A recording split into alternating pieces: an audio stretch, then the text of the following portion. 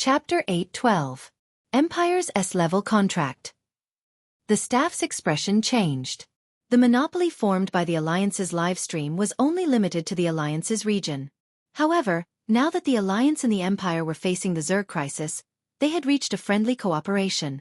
Both sides shared resources. Now, the content of the Empire's livestream could also be watched on the Alliance's interplanetary network. The current data was not very good compared to the Alliance's livestream. However, if the traffic in the Empire's region was included, it was actually terrifying. However, these staff members thought that they were knowledgeable and cared about their reputation. Hence, their attitude was still condescending. All right, to show our sincerity, we can give you an A-level contract. The projection screen flickered and switched to another contract. The treatment of this contract was indeed better. Xianxia was about to speak, but she was stopped by the fat brother with a secret gesture. The fat bro shook his head and said, "I didn't expect the people from the Alliance's livestream to be so uncultured. S-level contract is 90% and A-level contract is 50%. It seems that your mathematics was taught by sports robots. Then what do you want?" Someone couldn't hold it in and sneered. Miss Yi is a citizen of the Alliance. She can't live in the Empire. How can it be more convenient than signing with the Alliance's livestream? The fat bro was puzzled. What's so inconvenient about this? Star currency is interconnected and resources are shared. The procedures can be done on the photon computer. Isn't it better to make money? These people were furious. Although their superiors had given them an order to give Xianxia an S-level contract, after all, her potential was indeed quite big. However, did these distinguished elites not care about their reputation? No matter how popular a food streamer was, there was still a ceiling. Instead of wasting time on her, it was better to sign a few streamers with high combat power. Let them hunt Zerg endlessly and contribute to the traffic. Thinking of this, their attitude became even more impatient. "Missy, we'll give you one last chance. You should know what to choose." The fat bro said, "Yo, you don't even need to address me respectfully? S-level contract and A-level contract. Of course RE knows what to choose." He just couldn't stand this group of people bullying Xianxia like she was a fool. After all, Xianxia was their store's mascot. The delicious food made by her small hands was even more effective than the maneki Nico. The sales of the store increased rapidly. If that's the case, then we have nothing to talk about. However, Miss E, you'd better be mentally prepared. The users of the Empire's livestream are far inferior to our Alliance's livestream. The group of elites walked out arrogantly, but deliberately slowed down their pace. In their hearts, they felt that Xianxia would chase after them. However, not really. The staff members looked at each other with blank expressions. Why was this completely different from what they had imagined? Coffee shop. Bah! They were dressed like humans, but they were all beasts dressed in human clothing. Who are you trying to disgust with a B-grade contract? Fat bro said with disdain. Xianxia said, "Please calm down. I didn't plan to sign the contract anyway." Brother Fat, don't be in such a hurry to reject them. Empire Livestream is quite sincere and is willing to sign a short contract with you. You can sign it 1 month at a time, and the benefits are also very good. Xianxia pondered for a moment. Can we sign it day by day? Brother Fat? Young lady, you'll get beaten up easily if you do this. Chapter 8:13. Xianxia smiled. I'm just joking. Hey, why don't you talk to the people from Empire Livestream? They're too good. Huh. A moment later. Several staff members from Empire Livestream sat opposite Xianxia. The scene was familiar, but their attitude was completely different. Missy, this is our contract. Please see if there's anything you're not satisfied with. Other than signing the contract day by day, do you have any other requests? Xianxia was confused. Do you agree? This request was unreasonable no matter which industry it was in. The staff member smiled and said, "Of course, this isn't a big problem for us. On the contrary, it's our honor to be able to make you sign the contract with us happily." Fat bro muttered, "You're quite good at talking." Xianxia weighed the pros and cons and put forward her request. First, sign the contract on a daily basis. Second, don't show my face.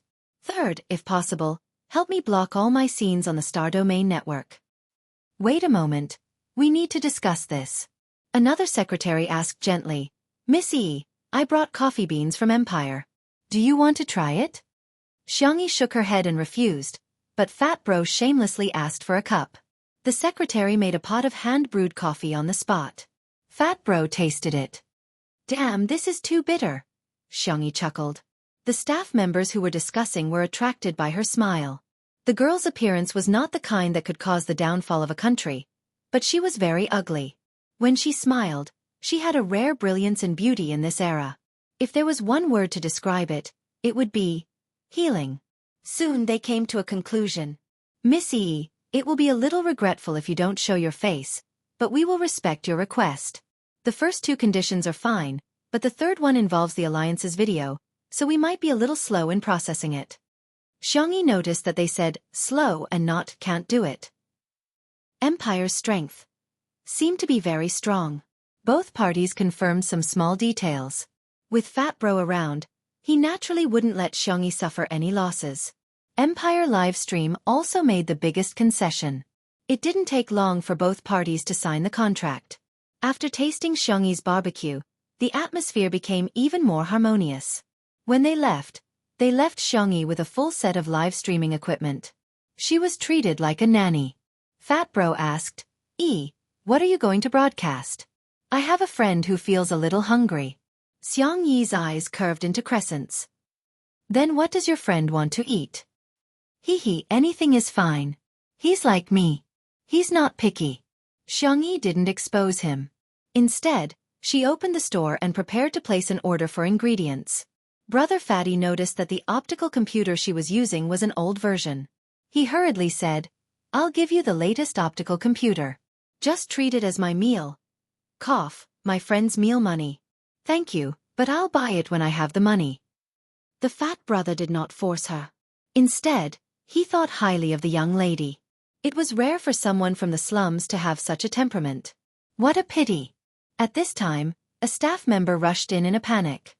Boss, there's a big shot who actually came to our shop to buy an optical computer. Brother Fatty's face was distorted by the bitterness, but he still insisted on drinking that cup of coffee.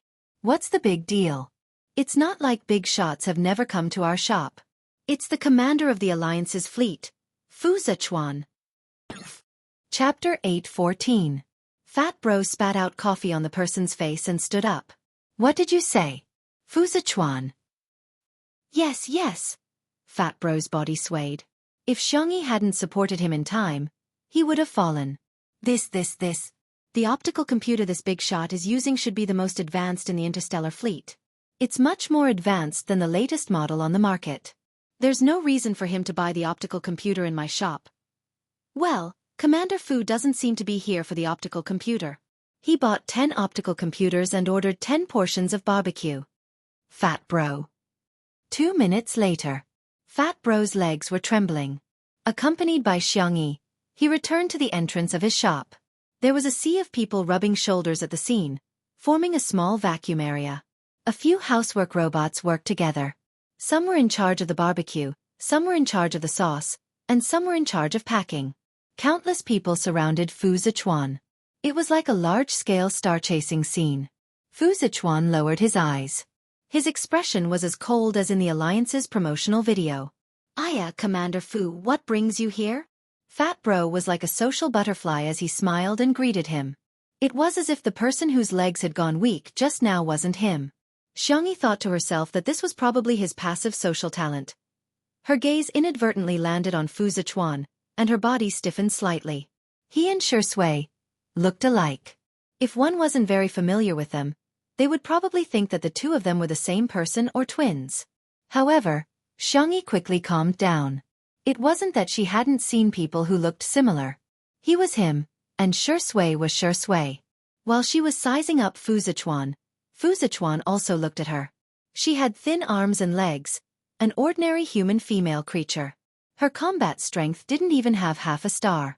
It was just that her eyes were more lively and her temperament made people feel more comfortable. He said calmly, I don't mean to disturb you. My sister wants to eat your barbecue, so I'm here to buy a few portions for her. Fat Bro was such a slick person, so he immediately praised him, such as, Commander Fu dotes on his sister, Commander Fu is too approachable, and so on. When the onlookers heard this, they were extremely excited and began to share this scene on social media. It's a sin to miss the barbecue in this shop. Everyone, come quickly. The ingredients were almost gone. Real-time location. Even the commander of the Alliance fleet, Fu Zichuan, said it's a good restaurant. I won't allow my sisters to not have eaten it before. If we take the accelerated hovercar now, we might even be able to see Fu Zichuan's divine face up close. As a result, more and more people came to know that today, Fat Bro's shop was giving out free optical computers if you buy barbecue. Cough cough. Buying optical computers would give out free barbecue. As for Feynman, he was about to faint from crying in front of the shop. F***CKU. Why would a big shot like Fu Zichuan come out to support that damn fatty? He lost his mind and grabbed his hair. Even the terrifying thought of Fu Zichuan and the damn fatty having an affair appeared in his mind. Hello, customer. Your barbecue is packed. Mengming's robot handed over the insulated box. To ordinary people, the thermos box was heavy, but Fu Zichuan easily picked it up and nodded. Thank you. Suddenly, a loud sound came from the direction of the Alliance Parliament. The scene was instantly chaotic, and everyone ran frantically in the direction of the shelter. Xianxia stood rooted to the ground in a daze. Before she could react, her collar was grabbed by a pair of strong hands. I forgot to say, the main text is about to end. Good night. I'm begging for a monthly ticket. Chapter 8:15. Has your intelligence reached the average level? Xianxia. Question mark. An indifferent male voice entered her ears. This is the sound of a photon cannon. Don't you know to stay in the shelter? Xianxia was stunned for a moment before she reacted. Wasn't that part of Star City's defensive firepower? Was it used to counterattack when the enemy attacked? Fu Zichuan seemed to have guessed what she was thinking. The enemy might not be outside the city. Xianxia understood. Internal strife? Seems like you're not hopelessly stupid. Fu Zichuan was expressionless. Thank you, I'll go to the shelter now. However, her collar was grabbed again. She didn't know how strong the other party was, but Xianxia couldn't break free from him and couldn't move an inch. Can you find it? Xianxia was about to say that she could just follow the direction of the crowd, but Fu Zichuan didn't give her time to explain and directly threw her into the air. Xianxia! Exclamation point. The expected fall didn't happen. A pair of powerful mechanical arms caught Xianxia steadily. Xiao Bai, bring her home. Okay, master. Xianxia turned her face and realized that what caught her was a mecha? Did the Generation Mecha also have self-awareness? However, upon closer inspection, she realized that it was actually a combat robot wearing a mecha. Missy, sit tight. Xiao Bai used its other arm to touch Xianxia's head. The cold and hard alloy material had a special touch. Before Xianxia could reject Fu Zichuan, Xiao Bai had already carried her with one hand and strode towards the Fu family. Xianxia's hair was messed up by the wind after it ran. Her head was about to fall off. Star City. Central District. This place was still harmonious and stable. The fountain was opened regularly, and the gardener was methodically building the flower branches. It was as if no matter how cruel the war was, there wouldn't be any changes here. Xiao Bai slowed down and tilted its head to size up Xianxia. The girl's hair was messed up by the wind, and she looked slightly disheveled. There were also a few red marks on her cheeks. Weren't humans as strong as Master? Why was this little guy so weak? Xianxia's expression didn't change, mainly because she knew that she couldn't beat her opponent with her bare hands. She calmly took out a hairband and tied her hair into a bun. The hairband was furry and had two small bunny ears. It was a small gift that a female customer had forced on her. Little White's yellow mechanical eyes lit up. Xianxia asked with uncertainty, "Do you want it too?" Xiao Bai nodded vigorously. Yes, yes. He even deliberately turned off the mech's head device, revealing his face that could be considered handsome among the robots. Xianxia gestured, not knowing where to start. The robot. It doesn't have any hair. After thinking for a few seconds, Xianxia said gently, "Can I tie it on my hand?" Xiao Bai. Okay. It stretched out its arm, and Xianxia put the hairband on it. Xiao Bai said happily, "Thank you, Missy. Ah, we're here." It stopped, and what came into view was a beautiful villa. A young girl in a pink tea dress was drinking afternoon tea in the courtyard. Seeing that Xiao Bai had actually carried a woman back, she put down her cup angrily. Hey, what's your relationship with my brother? Let me tell you, my brother won't get married casually. My sister-in-law has to be at least as beautiful as the princess of the empire. Here are 5 million star coins. Be sensible and leave my brother. Chapter 8:16. Xianxia. She coughed lightly. Miss, you misunderstood. What misunderstanding? My brother has never had any relationships with the opposite sex since he was young. How could he have contact with girls? Did you use some scheme? Fu Yunyue stared at Xianxia warily. You're not sent by the Zergs to seduce my brother, are you? However, not only did this young lady look familiar, but she was also quite good-looking. Fu Yunyue couldn't be said to be obsessed with looks. She was a good-looking person. She had 2 hobbies in her life: delicious food and beautiful women. She usually watched live streams to pass the time when she was bored. When she saw good-looking streamers or delicious food, she would reward them crazily. Xianxia jumped down from Little White's arm and said uncertainly, I'm considered to be here to seek refuge? Ha! Fu Yunyue looked at her in confusion. Little White hurriedly explained. Tiske, so you're an idiot who even found a refuge. Fu Yunyue put her hands on her waist. She had been beaten down by her brother since she was young. Today she could finally beat someone else. How satisfying was that? All right then, I'll reluctantly let you accompany me for afternoon tea. Xianxia. Thank you, it's my honor. Since she was here, she might as well take things as they came. Anyway, she couldn't beat her. She could only comfort herself like this. Fu Yunyue flipped her hair and was a little happy. Because of Fu Zechuan's special identity, she didn't have many friends. This was the first time someone had afternoon tea with her. This is the special black tea from planet Anthera. This is the dessert made by a 5-star chef in the Alliance. Humph. Don't cry because it's so delicious. Fu Yunyue sounded like a proud young lady, but there was anticipation in her eyes. Eat it. Cry for me. Be shocked by this perfect combination. Tremble. Crack. Xianxia used a small fork and tasted the dessert first, then paired it with a sip of black tea. She reacted calmly and praised out of politeness, It's delicious. Fu Yunyue, who was looking forward to her crying, was dumbfounded. That's it? That's it? It was the first time she had eaten such a combination. It was so delicious that she cried. This woman, how did she do it? She was actually indifferent? Hey, don't you think it's delicious? Or have you eaten better food before, so you feel that these are mediocre? Fu Yunyue questioned. Xianxia looked at her innocently. Sorry, everyone's taste is different. I don't like things that are too sweet. I don't usually put so much sugar in my desserts, so I might feel differently from you. Fu Yunyue's eyes lit up. You know how to make desserts? Xianxia. A little. Then make one of your favorite dishes for me to try. Before she could finish her sentence, Fu Yunyue pushed her into the kitchen. Our kitchen has everything from primitive kitchenware to molecular kitchenware machines to the latest models. Xianxia. This pair of siblings, their innate ability was to interrupt other people's conversation, right? She sighed. Oh right, are you going to live stream? Fu Yunyue asked. I have an account, and I have over 20,000 fans. I can lend it to you and give you all the star coins I earn. Actually, Fu Yunyue wanted to give Xianxia a reward in disguise. You have to pay for your food. That's a matter of course. Isn't there a civil war now? You can live stream? The sanctuary also has interplanetary networks, okay? Which backward planet did you come from? Don't you know this common knowledge? Chapter 8:17. Xianxia. I see.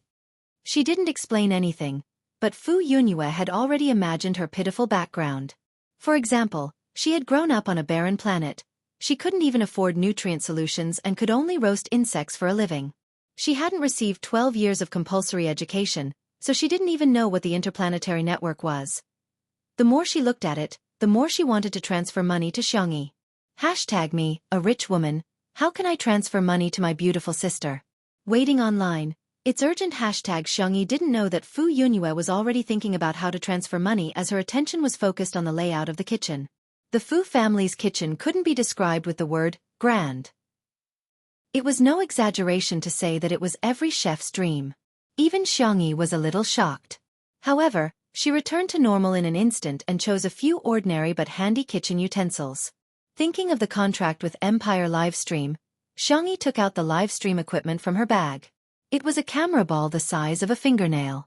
After it was activated, it floated into the air and automatically adjusted its position. Xianxia gave the camera ball an order not to film her face. Then, she logged into the livestream software.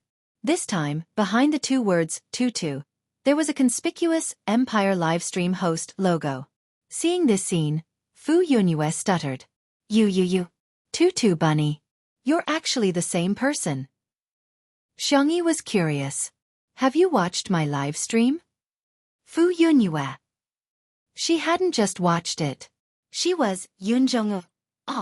Fu Yunyue was about to expose her identity when she suddenly remembered her attitude towards Xianxia in the beginning. Her expression suddenly became very subtle. Ahem, I guess I've watched it. I don't know how to cook, so I won't disturb you. As soon as she finished speaking, she disappeared without a trace. Xianxia didn't think much of it and opened the live stream. After a simple greeting, she lowered her head and began to focus on making desserts. Almost as soon as she opened the live stream, Empire Livestream began to recommend Xianxia, and countless viewers instantly flooded in. Oh my god, it's Tutu's live stream. Tutu is finally streaming again. I've watched the video from last time dozens of times. Today, I saw a video of braised food and barbecued meat taken by a passerby. I heard that the person cooking is also Tutu. Is that true? The live broadcast room was bustling with noise and excitement, especially the netizens from Star City. There was no other reason other than it was too boring in the fallout shelter. Everyone was watching the live broadcast to kill time. As for the internal strife, they would fight every once in a while anyway, so they were already used to it. It just so happened that the office workers could openly slack off in the fallout shelter, and the students could justifiably not do their homework. In the courtyard of the Fu family, Fu Yunyue frowned. What should I do? What should I do? How can I treat Tutu so badly? Little White shook its feet. The system it was equipped with was all for combat. Fu Zichuan didn't install much of a daily chat template for it. Simply put, it was the steel straightener of robots. Apologize to her? How could I possibly lower my head and apologize to someone? Then, should we pretend that nothing happened? How can we do that? I hurt Tutu. Fu Yunyue sobbed twice and suddenly thought of something. Why don't I compensate her with my brother? Little White. No, she can't take a beating. If Master punches her, she'll probably vomit blood. Chapter 8:18. Fu Yunyue was confused. Why did my brother hit her? Xiaobai suddenly came to a realization.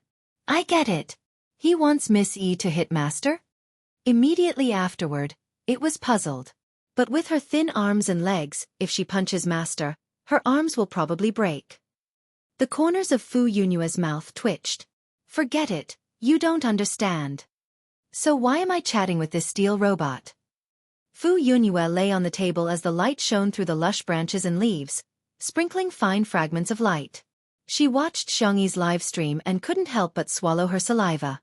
The desserts that Xianxia made today were mango pancetta, strawberry snow lady, and mango dew.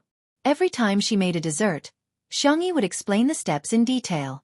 Her explanation was clear and easy to understand, and she would also give the exact dosage. The audience was eager to try, and some even put it into practice. But soon, various scenes of failure appeared. Brain, I know. Hand, you know nothing. I think it's very simple. Why did I fail at the first step of beating the eggs? Oh my god. My batter has turned into charcoal. My mother said that I'm cooking dark cuisine and she's going to kick me out of the house cack. Some people also felt that Xianxia had touched their cake, for example, the Chefs' Association of the Alliance. There were very few delicacies in the interstellar era. Firstly, it was the promotion of nutrient solutions, and secondly, it was the secret operations of the Chefs' Association. First, it was to raise the bar for chefs, so that the public would subtly think that cooking was a skill that could only be mastered by professionals and that ordinary people couldn't learn it at all. Secondly, it was to strictly restrict the circulation of recipes. Ordinary people couldn't come into contact with ingredients and cooking techniques at all. Even if they searched for it, they wouldn't be able to find it on the interstellar network. The most ruthless move was that if a person cooked at home, they would have to pay a so-called pollution fee. This fee was not cheap. Hence, gradually, the public realized that the food they cooked was not delicious and the cost was high. They might as well drink nutrient solutions or go to restaurants outside to eat. The Chefs' Association also rose in status because of this, and they gained supreme honor and status. But now, everything that Xianxia was doing was challenging the existing rules. How could she just tell him the recipe so casually? If everyone learned how to cook, how could the Chefs' Association make profits? As a result, a large number of fake reviewers flooded into Xianxia's live broadcast room and accused Xianxia of something she didn't do. How can a girl who grew up in the slums have such amazing culinary skills? One look and I can tell that he stole it. Stealing is equivalent to plagiarism. Unforgivable. How despicable. It is recommended that Xianxia be exiled to the original Sin planet immediately. Have you guys heard? She knew how to cook because she had stolen the life work of a 5-star chef. It's worse than stealing children. The atmosphere in the live broadcast room instantly turned foul. The Chefs' Association was complacent. She was just a new streamer. How could they not teach her a lesson? But to Fu Yunyue, this was simply coming to life. She, who had nothing but money, crazily sent Xianxia gifts. He had single-handedly suppressed all the comments. On this day, news of Cloud Moon's terrifying wealth and hand speed spread throughout the interplanetary network, and everyone knew about it. Okay, it's done. I'll turn off the live broadcast then. Xianxia didn't even look at the comments and directly turned off the live broadcast. She went out with the desserts and found Fu Yunyue waiting at the door, clenching her fists tightly. 10 million star coins. Please be with my brother. Please.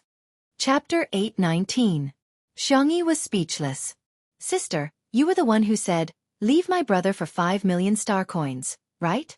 Why did you change your mind so quickly? Ms. Fu, stop joking, Xianxia said helplessly. Let's try the dessert first. Oh, okay. In the courtyard. Xianxia placed the tray on the table and Fu Yunyue sat down eagerly. Although she had already tried a lot of desserts through the shared 5 senses during the live stream, however, how could virtual data be as delicious as real food? Fu Yunyue picked up a small fork and cut a piece of mango pancake. The yellow pancake skin was wrapped in white cream and fresh mango. It was embellished with green mint leaves, outlining beautiful colors. When it entered her mouth, the sweet taste of mango, smooth cream, and thin pancake skin formed layers of soft and sticky texture. Delicious! Fu Yunyue's eyes lit up. She finished the mango pancake in a few bites and threw away the fork. She picked up a strawberry and bit off half of it. The first bite was the Snow Empress's QQ popsicle skin. It was white and soft, with a whole strawberry and cream in the middle. At this moment, sourness and sweetness reached a perfect balance. This is delicious too. Fu Yunyue picked up the small bowl of mango dew and gulped it down. The cooked sago mixed with mango pieces, coconut juice, milk, and finally grapefruit. It tasted sweet and refreshing, completely conquering Fu Yunyue's taste buds. Sob. It's too delicious. Fu Yunyue sobbed and couldn't stop eating. In just a few minutes, she finished the desserts prepared by Xianxia for 2 people. Xianxia asked considerately, there are a few more in the fridge. Do you want to eat? Fu Yunyue let out a small burp. With a wail, she actually burst into tears. Xianxia was stunned. Little Bai was also stunned. The woman and the machine looked at Fu Yunyue in a daze. Fu Yunyue sobbed. It's really too delicious. I've never eaten such delicious desserts. So that was how it was. Xianxia said warmly, if you like it, I'll write down the recipe for you. If you want to eat it later, you can ask the chef to make it for you, or you can try cooking it yourself. But isn't it very difficult to cook? Fu Yunyue asked in confusion.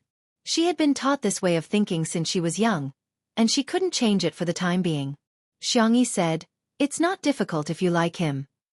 Only then did Fu Yunyue realize that she had finished all the desserts on the table. She scratched her head and asked carefully, well, are you really not interested in my brother? Although he's a little ugly, a little fierce, and a little cold, he's super good at beating up Zerg beasts. He can even earn a lot of money back. Of course, she didn't want Xianxia to be her sister-in-law because of food. Absolutely not. Xianxia replied seriously, I have someone I like. Ha! Is he also from Star City? Thinking of Shui, Xianxia was absent-minded for a moment. He's somewhere very far away. But in the blink of an eye, the girl regained her determination. He's waiting for me to come home. Fu Yunyue muttered in her heart, a long-distance relationship. Then her brother might still have a chance. At the door, a figure stained with blood stopped in his tracks. On the interplanetary network, no matter how the people of the Chefs Association tried to smear her, the recipes of the desserts made by Xianxia still spread at an unstoppable speed. It swept the entire network. After trying, many people found that making delicious desserts was actually so easy. Chapter 8:20. The thing that the Chefs Association was most worried about had happened. The voices of doubt were like rolling snowballs, accumulating to the point where they could cover the sky and earth. The Chefs Association held an emergency meeting to discuss how to turn the situation around. If they couldn't solve the problem, they would first solve the source of the problem. Tutu, the streamer. After this live broadcast, the number of fans on this account had increased by another wave. If she continued to develop like this, the consequences would be unimaginable. At the door, Fu Zichuan was full of vigor. When he heard the conversation between the two of them, he stopped in his tracks. Someone she liked? For some reason, he was a little curious. What kind of man would this girl like? Brother, why are you back? Fu Yunyue saw him and was more frightened than surprised. There's no food in the fridge. There's really nothing. The moment she opened her mouth, she was already a self-deceiver. Fu Zichuan's mouth twitched in the face of his sister's stupidity. Fu Yunyue coughed. Brother, are you all right? Ah, why are you covered in blood? The little girl's eyes were filled with anxiety. She lifted her skirt and rushed in front of him, wanting to check his injuries. Fu Zichuan moved a step to the side without a trace. Don't worry, it's not my blood. I'll go wash it first. His gaze fell on Xianxia. He nodded slightly in greeting, and the latter returned a polite smile. After Fu Zichuan took care of himself, he saw two girls in the courtyard through the window. They were chattering and ordering Xiao Bai to make a hammock. Xiao Bai was a combat robot. At some point, it had put on a rabbit ear headband that was the same as the two girls, and a red bow was tied around its neck. He couldn't bear to look at it. Fu Zichuan held his forehead and sighed. He strode into the courtyard. Brother! Fu Yunyue saw him come out and chuckled. Brother, you have another headband. Fu Zichuan was expressionless. I don't wear such childish things. Tutu taught me to make this. Don't you think it's cute? Fu Zichuan was in a daze for a moment. There were two rabbit ears on his head. However, the two girls' ears were white powder, and his was gray powder. Fu Yunyue didn't expect that she would really succeed. While she was shocked, she quickly took many photos secretly. However, as she took photos, she realized her big brother had been staring at Tutu. There was a situation. Fu Yunyue rubbed her small hands excitedly. Big brother, let's go. Quickly get Bunny in your hands. Xianxia lowered her head and replied to Brother Fatty's message. Brother Fatty apologized to her and said that he had left her behind to run to the shelter because he was in a hurry. Xianxia didn't think much of it. Brother Fatty had no obligation to help her in the first place, let alone when it was a matter of safety. After a few simple replies, Xianxia turned off her optical computer and was about to bid farewell to the Fu siblings when a tall figure suddenly appeared in front of her. Fu Zichuan. Even though he looked similar to Shui, Xiangyi's heart did not waver. Shui was Shui. She was different from anyone else in this world. Mr. Fu, thank you so much for saving me today. Fu Yunyue secretly thought of the couple at the side and thought of the retro idol dramas that had recently become popular. Every time the female lead said this sentence, the male lead would smile wickedly and say, "Woman, then repay me with your body." Or, "Little thing, call me big brother and I'll give you my life." However, her brother displayed a straight man attribute that was no less than Xiao Bai, a steel robot. It's a pity that you don't use your hands to practice mecha. Chapter 8:21. Fu Zichuan's logic was simple. He had watched the video of Xianxia cooking. Her hands were especially nimble, her strength was good, and her reaction was fast. More practice would give her an advantage in mecha combat. Fu Yunyue, who was waiting at the side, was speechless. "Brother, my dear brother. Can you be any more straight?" Xiangxi's expression was normal. "Well, thank you for the recommendation. I will consider buying it in the future." Fu Zichuan was speechless. He wanted to say that he would give her one, but he felt that it was too abrupt. His Adam's apple bobbed. He was already a man of few words, so he didn't know what to say. Fu Yunyue was about to die of anxiety. Seeing that Xiangxi was about to leave, she hurriedly pushed her elder brother. "Brother, the civil strife is over, but we can't let our guard down. The city may not be safe. Send Tutu back." Xiangxi declined politely, but she couldn't win against Fu Yunyue's coquettish behavior. She even rolled on the ground, so she had no choice but to agree.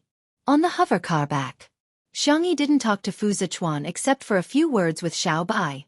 If Fu Yunyue saw this scene, she would be very disappointed. After sending Xiangxi to the slums, the girl jumped out of the car lightly and waved at Fu Zichuan. "Goodbye." She said goodbye, but he didn't feel that she wanted to see him again.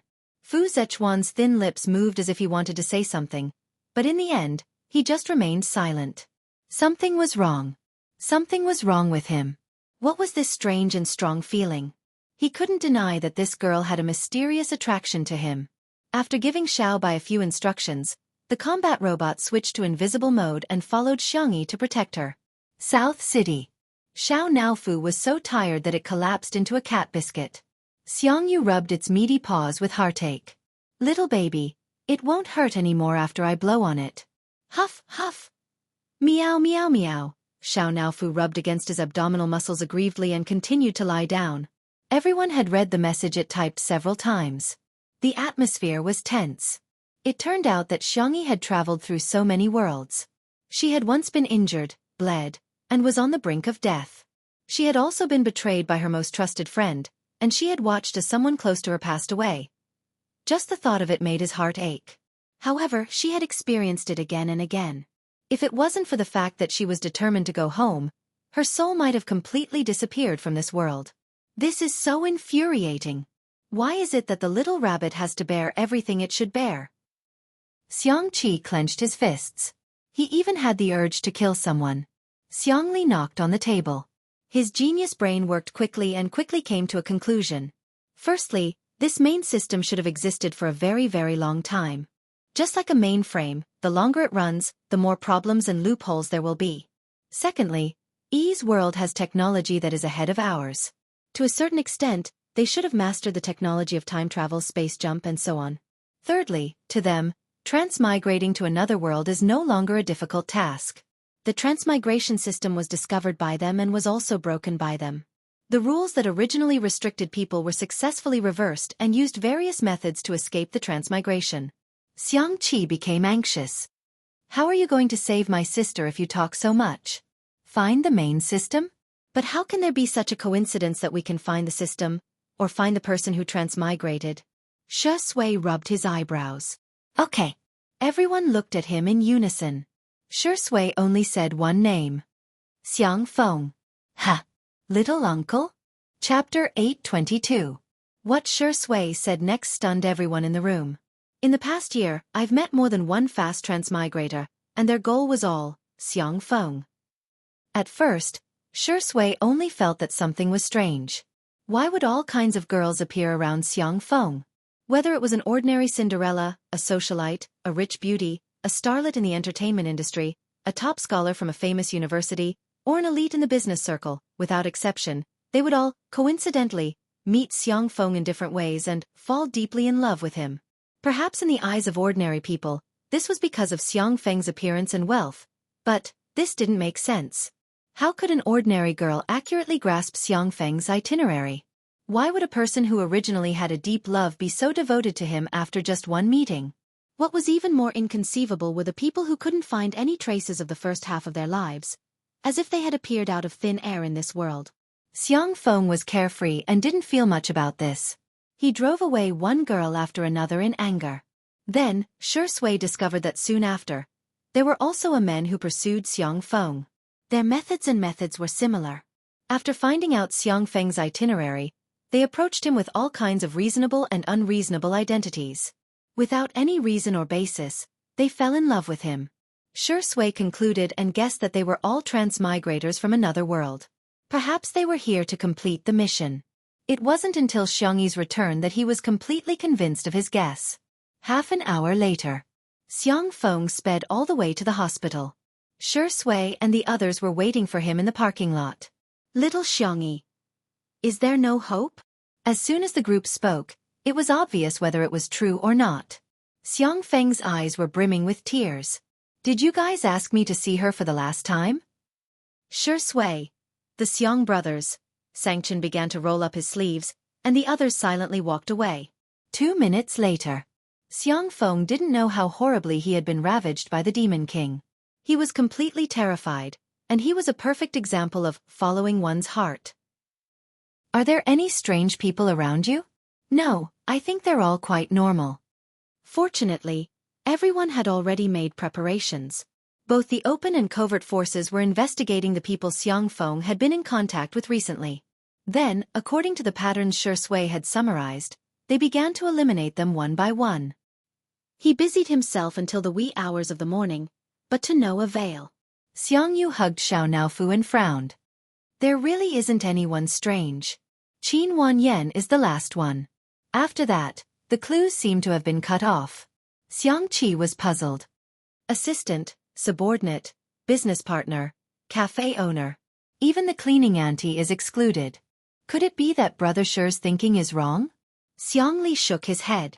No, it shouldn't be a problem. We might be the ones at fault. Maybe we shouldn't limit ourselves to adults. Let's see if any children approached him. Songchen's sharp eyes locked onto Shui. You seem to have an answer. Shui gave a faint as her gaze fell on Xiang Feng, who was standing in the corner with a confused look on his face. Xiang Feng. Who am I? Where am I? What are they talking about? What system? Are all of you acting as me? Shui asked. Where's the dog?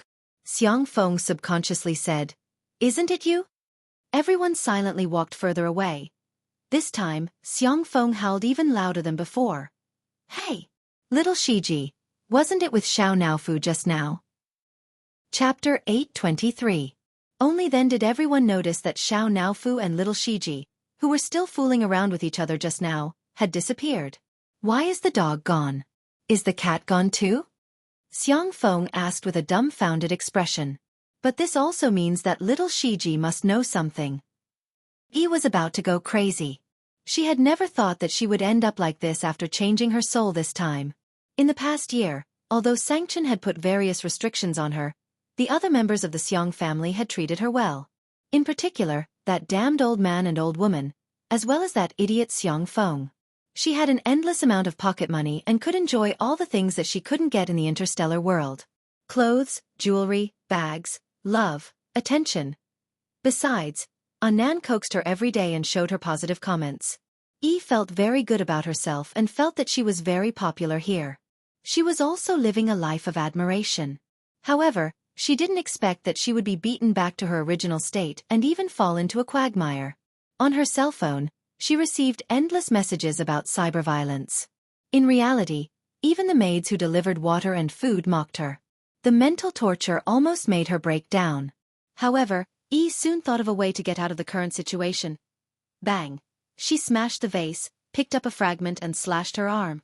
A shallow wound appeared on her delicate, porcelain-like skin, and blood seeped out.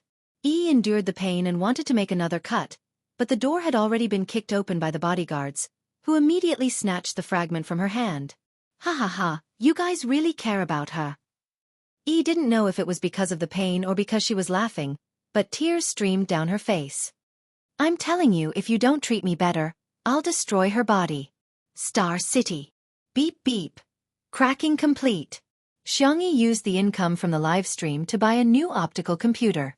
The modified cracking program worked and successfully restored some of the information on Yi's optical computer. Xiangxi took a deep breath and began browsing. Yi's optical computer was usually used for watching live streams, watching variety shows, shopping, and taking selfies. However, Xiangxi still found something valuable in the massive garbage records. Alternate World Transmigration Forum. Xianxia spent a few hours and finally figured out some key information. This world belonged to a higher plane. Traveling through time and space had become a reality. Therefore, the so-called fast travel system was not a rare thing for the people here. The elites of this world had established the Otherworld Transmigration Forum. The original intention was to become a truly free organization. For example, if someone wanted to quickly transmigrate but wasn't selected, or if someone didn't want to quickly transmigrate and wanted to avoid the mission, then the two of them could make a deal and pay a certain price to the administrators of the forum to complete the exchange. Unfortunately, now, this forum had deviated from the original intention of its creator.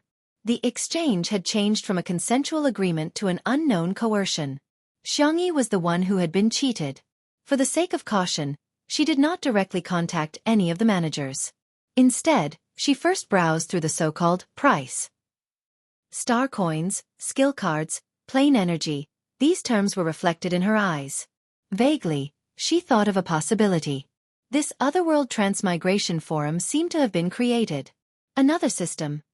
A dragon slayer would eventually become an evil dragon. Xianxia felt a chill run down her spine. Chapter 824. After closing the forum and clearing her browsing history, Xianxia made up her mind. She had to go home, but it had to be safe. It would be best if she could find a way to contact Ling Yi. A thought flashed through her mind. Will Ling Ye's Rebels Alliance become a dragon slayer?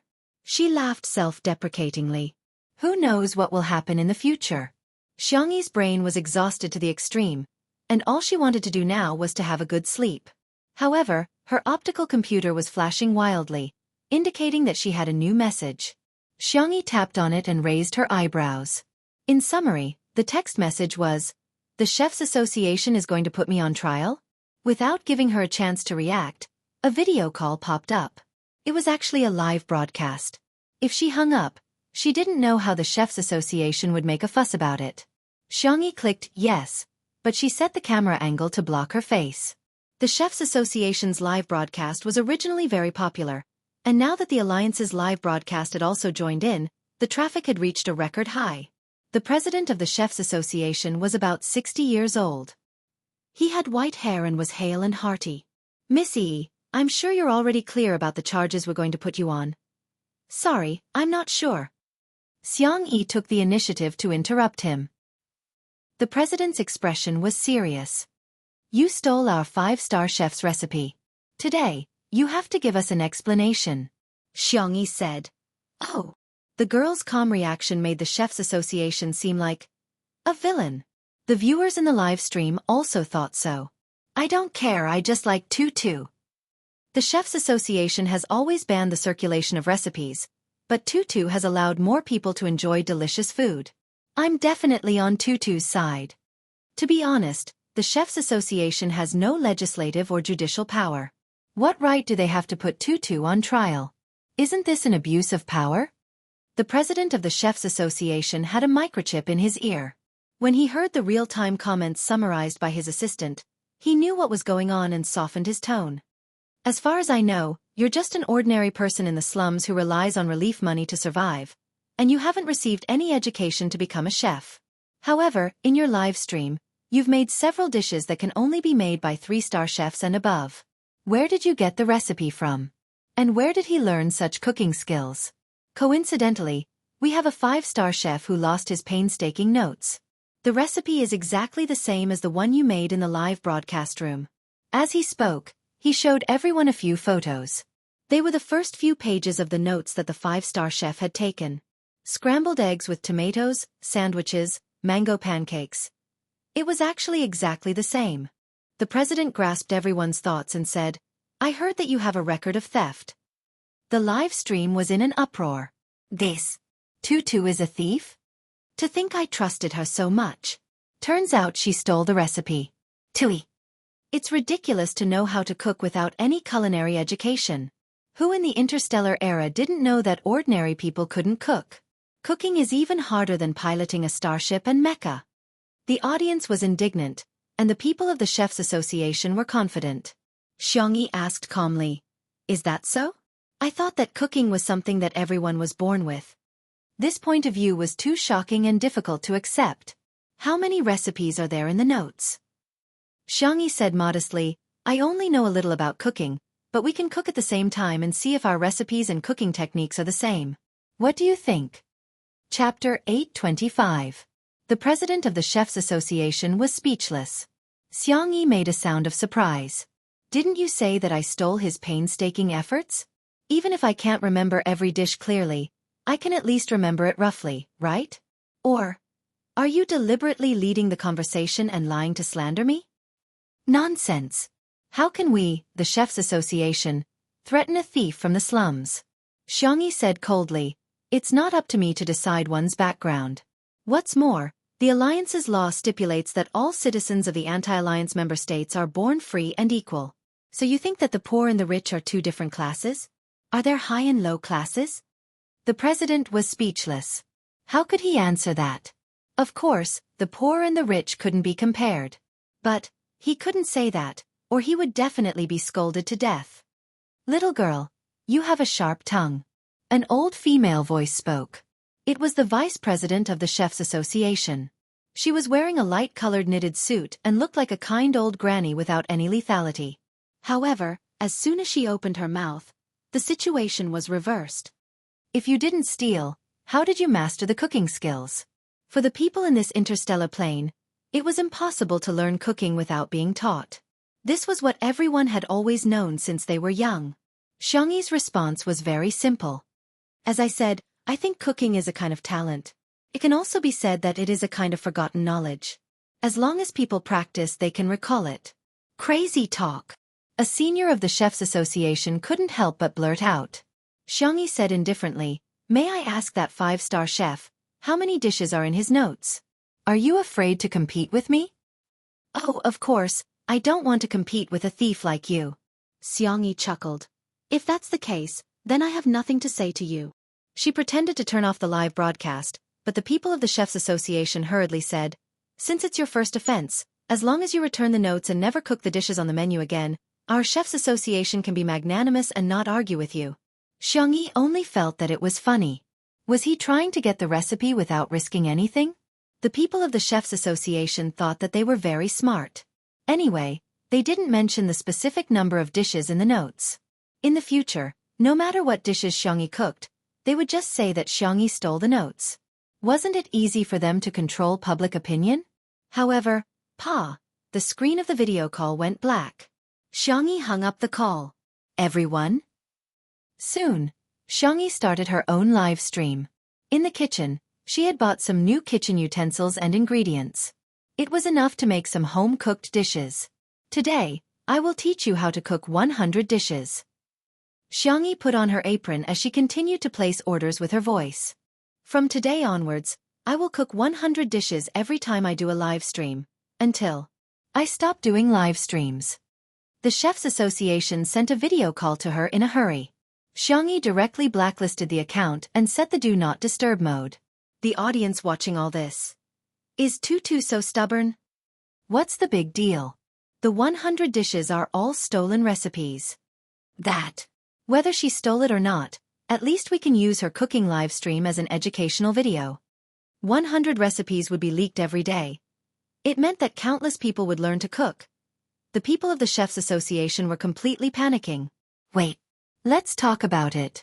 Chapter 826. They wanted to contact her, but she had actually set the Do Not Disturb mode.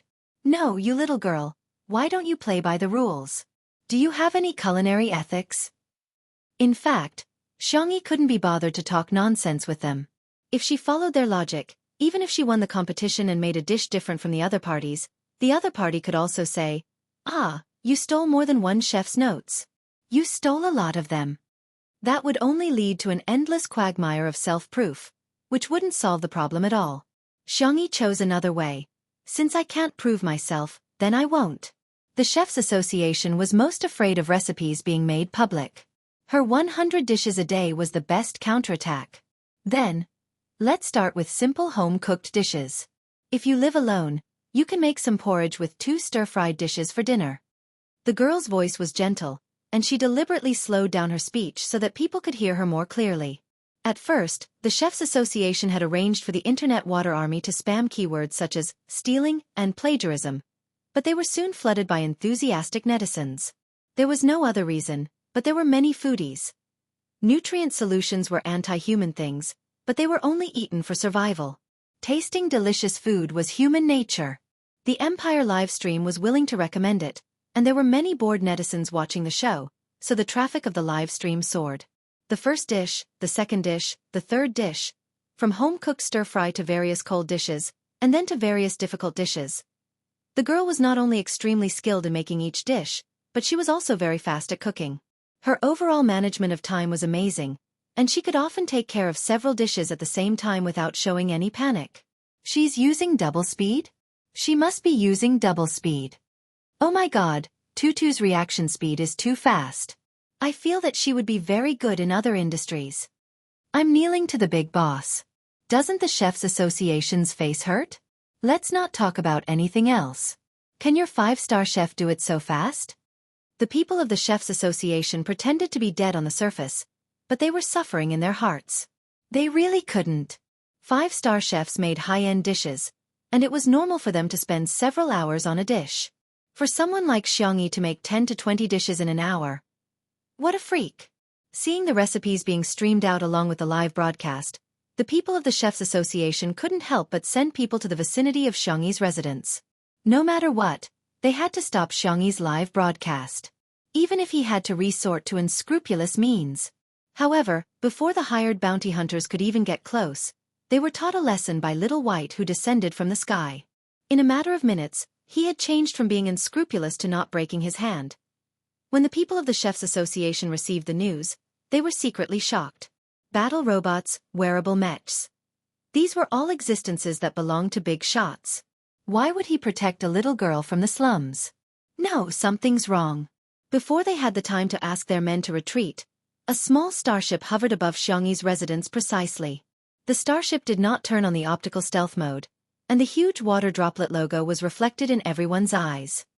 That was the symbol of the Alliance commander, Fu Zichuan. 6 hours later, Xianxia rubbed her wrist, which was in so much pain that she almost couldn't raise it. The last dish is ready. Someone will send it over now. In the live broadcast room, the viewers who had been selected were jubilant, as if they were celebrating the new year.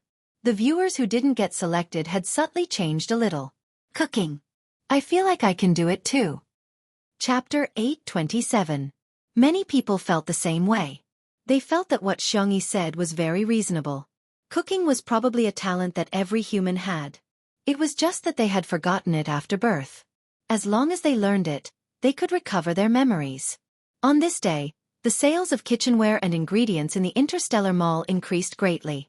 Originally, only the people from the Chefs Association would buy these things. After so many years, even if the suppliers knew the inside story, they tacitly agreed with what the Chefs Association had done. In any case, they did not have much sales to begin with. However, once they realized that they could make money and that there was a huge profit to be made, the attitude of these suppliers changed instantly. They stood up one by one, criticized the Chefs Association for its schemes, defended the interests of every citizen in the alliance, and vigorously promoted that cooking was something that anyone could learn as long as they bought good kitchenware and ingredients. The reputation of the Chefs Association fell to the lowest point since its establishment. After Xianxia finished her lucky draw, she turned off the live stream and fell asleep as soon as her head hit the pillow. It had been a long time since she was so tired. She fell into a deep sleep. On the roof, the starship did not leave but turned on its stealth mode. Whitey was squatting in a hidden corner, poking the hair ring that Xianxia gave it from time to time. After sleeping for a long time, Xianxia heard an anxious and familiar voice calling her. Sister, are you okay? Xianxia gradually woke up and found herself in the sea of consciousness. In front of her was the figure of a young man who had transformed from data into a human figure. Ling Yi. Xianxia was a little surprised. How did you find me? Ling Yi smiled bitterly. I already know that you and Yi have swapped souls. I'm sorry, sister. I didn't protect you well. Xianxia said in a warm voice. I can't blame you for this. Do you know any way to get the two of us back? Ling Yi was silent for a few seconds. Sorry, I don't know. Then I'll think of another way. How did you? The young man in front of her had a few scratches on his face. The parts that were covered by his clothes seemed to be injured as well. It's just a program. How could it be injured? Ling Yi said casually. I accidentally bumped into the main system and was attacked. It will take some time for the program to repair itself. Seeing that he didn't want to say more, Xianxia didn't ask any more. Ling Yi smiled and said, Sister, don't be afraid. Now that I'm here, no one in this world can bully you. That lousy chef's association made you unhappy, didn't it? Don't worry, I'll definitely make them pay you back 10 times or even 100 times. Xianxia was absent-minded and didn't listen at all. Suddenly, a pair of hands appeared above her head. It was Ling Yi. Sister, do you want to go home that badly? Is this world not good? It's a high-leveled civilization with advanced technology. Sister hasn't been here for long, but she's already so popular. Even if she can't go back, she can still live happily here. Xianxia looked at him with clear eyes. Because someone is waiting for me. Ling Yi smiled but did not reply. By the way, do you know about the alternate world transmigration forum? I wonder if it's reliable to exchange souls with them. Xianxia casually mentioned. Ling Yi blinked. The youth's eyes were dark and gloomy. I'm not too sure. Fu Zichuan received a message that was sent directly to his optical computer. The Alliance's safety net seemed to exist in name only. After browsing a few lines of information, his eyebrows furrowed deeply.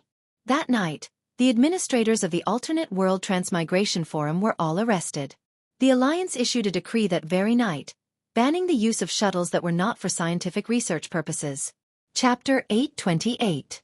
The Otherworldly Transmigration Forum was also banned. When Xianxia woke up, she saw the news that had been pushed all over the internet. She was dumbfounded. Ling Yi connected his program to the housework robot and scurried over. Sister, you don't look too good. That forum has been banned. Xianxia said with a complicated mix of emotions. The news said that Fu Zichuan personally led the team and didn't even let Administrator 001 off. How did that happen? Ling Yi asked meekly as he nestled beside her calf. What about you, sister? Xianxia hugged her knees and said in confusion, I don't know either. She rarely showed such a helpless expression, but this time, it was really different. All her paths home seemed to have been blocked. She even began to regret hesitating yesterday. If she had contacted the administrator at that time, she might have been swapped back today. Ling Yi comforted her. Sis, don't take it too hard. Look, the news also said that those administrators aren't 100% successful. Half of them died an unnatural death and their souls disappeared from this world without a trace. That is really bold to have the guts to swap twice. Xianxia said, but there's still a 50% chance of success. Ling Yi thought to himself, take it slow, there's no hurry. He would let her slowly wear away all her expectations and hopes. In that case, he would be the only one left in her world. No matter what, I will always be by your side, sister, Ling Yi said in an extremely gentle tone. In Nanqing, little Shiji held Xiao Naofu in his mouth and ran far away from the hospital, displaying a physical strength that was far beyond that of a Shiba Inu. However, it was still caught.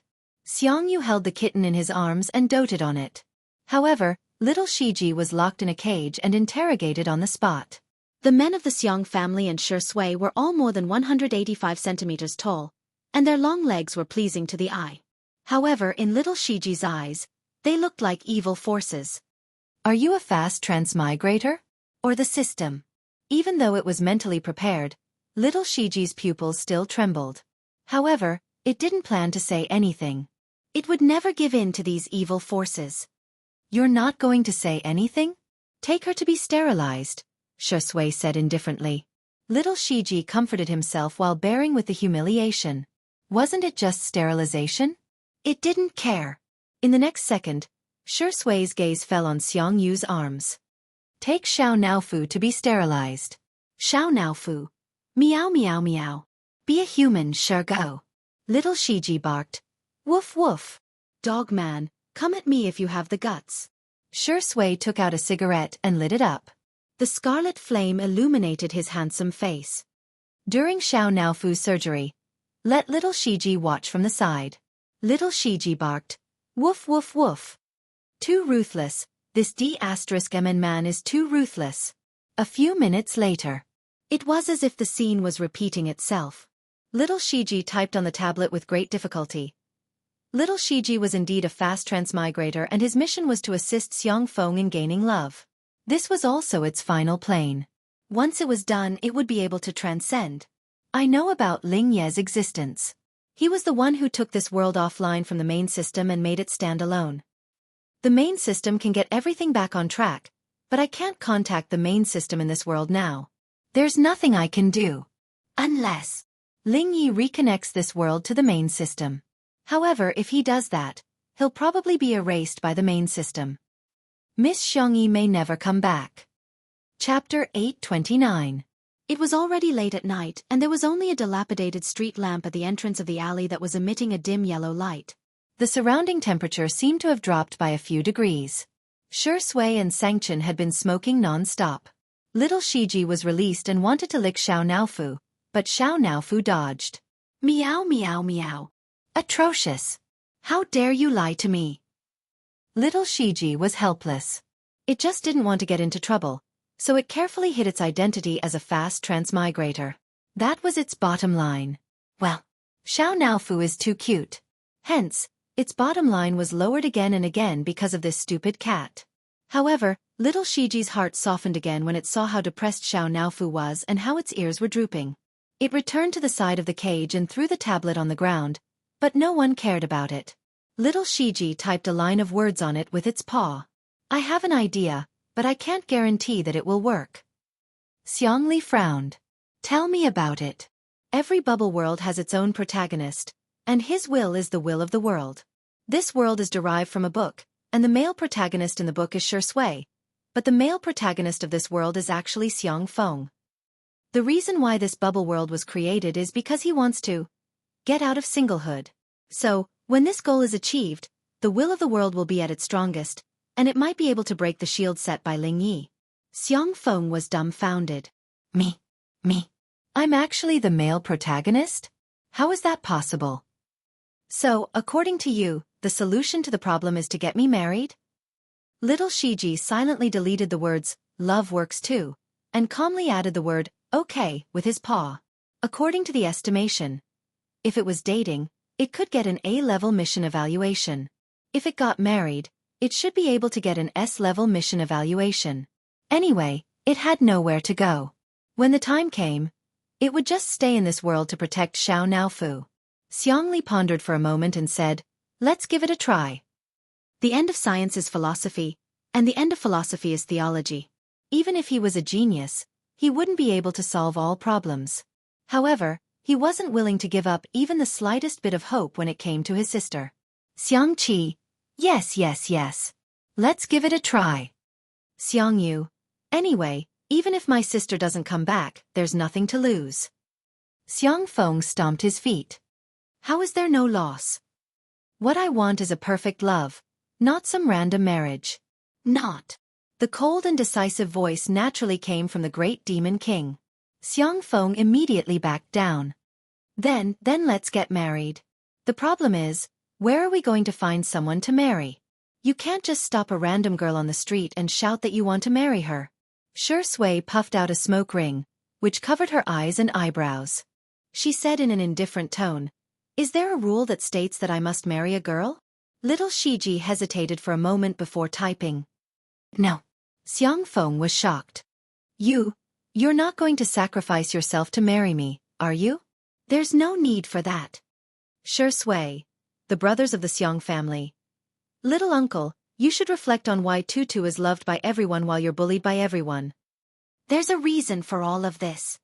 Shi Sui picked up little Shiji, after which a look of horror appeared on the chubby Shiba Inu's face. She said indifferently, I'll give you a chance to redeem yourself. Little Shiji? Xiangfeng? Chapter 830. The little Shiba Inu barked angrily. Woof woof woof. Impossible. Absolutely impossible. My chastity must not be ruined. Shi Sui raised her eyebrows. You don't agree? Xiao Naofu will do it then. Xiao Naofu was dumbfounded. What are you doing? Little Shiji's pupils dilated. Woof. No. Looking at the adorable kitten snuggled up in Xiangyu's arms, little Shiji closed his eyes. Forget it. If I don't go to hell, who will? If I don't marry Xiangyu, Who will? It barked aggrievedly, indicating that it would be better to let Xiangyu do it. Xiangyu immediately said, I'll go make an appointment at the church right away. Xianxia made an okay gesture and said, Leave the gown to me, I've already prepared it. Although it's for Tutu and Brother Sure. Xiangyu shot daggers at him. Xianxia hurriedly corrected himself. Ahem, it's just a couple's outfit. It's not a wedding gown. On the side, Xiang Feng was incompetent and furious. Did you guys even consider me? Hey. Star City. It had been a month since Xiangyi arrived in Star City. The flow of time between the two worlds was different, but Lingyi did not intend to tell Xiangyi. Today's live stream is over. Xiangyi turned off the live stream and sat down on the floor in exhaustion. She was exhausted, but if she didn't keep herself busy, she was afraid that she would collapse. When she was doing the transmigration mission previously, she had a clear goal, to work hard and go home. But it was different now. It seemed that there was no point in doing anything. Lingyi skillfully packed the food and mailed it to the viewers who had won the lottery. During this month, Xiangyi kept her word and cooked 100 dishes a day. This kind of behavior was universally shocking. It was unprecedented. However, the effect was also extremely obvious. Xiangyi was now the most popular streamer on the internet. There was no other. Alliance livestream regretted it so much that the staff members who were full of superiority were all fired. The Imperium livestream, on the other hand, smiled and invited Xiangyi to develop in the Imperium. They would arrange a villa and a starship for her. However, they were all rejected by Xiangyi. As for the Chefs' Association, it had fallen into the longest dark period since its establishment. Since Xiangyi's live broadcast, countless people found that the so-called ordinary people can't cook by the Chefs' Association was a conspiracy. They followed the trend and learned to make the dishes that Xiangyi taught them every day. They were surprised to find that they could also make delicious dishes that were not inferior to the chefs. The current Chefs' Association was being criticized, cursed, attacked, and opposed. Some people even called for the Chefs' Association to be shut down. Sister, you're so awesome. You've gained another few tens of millions of fans today. Lingyi switched to housekeeping mode and started massaging Xiangyi's shoulders. Xiangyi gave a perfunctory reply, forced herself to focus, and continued to write the program. Currently, the Alliance only prohibited civilian use of the shuttle technology, but it was still allowed for official research. Xiangyi tried to break through the security wall of the Science Research Institute, but the difficulty was too high. It was like giving an unsolvable math problem to a primary school student. It was impossible to solve. The little robot sat next to her, looking very obedient. Sister, it's useless. The technology of this plane is too powerful. Even I can't break it. Isn't it good to stay here? I can accompany you. Forget those memories. Once you forget them, you'll be happy. Perhaps because she was too tired, Xiangyi felt dizzy, and her consciousness was somewhat absent-minded. Perhaps Lingyi was right. Forget. Family. Forget. Sure sway. Chapter 831. Lingyi looked at her quietly. Xiangyi's willpower really exceeded his imagination. For the past month, he had been trying to hypnotize her, but it had little effect. Today, Xiangyi was probably too tired, so he found an opportunity to take advantage of her. The psychological suggestion worked. Xiangyi's eyelashes trembled. She felt her eyelids were extremely heavy. She fell onto the sofa. The little robot rubbed against Xiangyi's palm. Let me accompany you, okay? I can do whatever he can give you. If he likes you very much, I have 100 points, 1,000 points. The doorbell suddenly rang. Lingyi was full of vigilance. He connected to the electronic peephole on the door and saw the person outside the door clearly. Fu Yunyue. He let down his guard.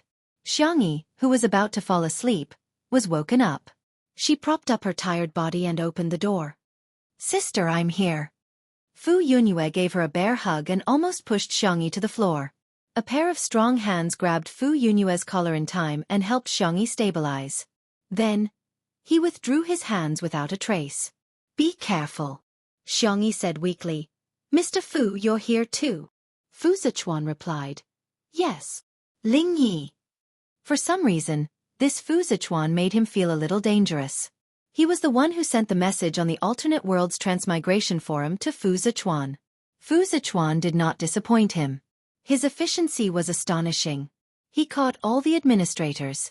However, to Ling Yi, those people did not pose any threat to him. He had long gotten rid of the shackles of those ants. It was just that he was too lazy to deal with those people personally. Ah, sister, you're too kind. You actually left so much food for me. Beside the coffee table, Fu Yunyue was extremely excited. These days, Xianxia would always leave some food for her according to her taste and send it over. Gradually, Fu Yunyue could not wait for the takeout anymore. Every time, she would come to the door to get it herself. However, she had always been alone before. This time, she brought her big brother with her. Xianxia brought the cutlery over and asked politely, "Would you like to try it, Mr. Fu?" She thought that Fu Zichuan would refuse, but the man nodded slightly. Okay. After saying that, she imitated Fu Yunyue and sat cross-legged beside the coffee table. This house was bought by Xianxia. The area was not big, and most of the space was occupied by kitchen utensils. The living area only had a small bed and a coffee table. There were very few clothes, only a few of the same color and style, which were casually hung on the clothes rack. There wasn't even a wardrobe, let alone other decorations. The entire room gave off the feeling that it was lifeless. It was as if there was nothing here that made her reluctant to leave, and she could leave at any time.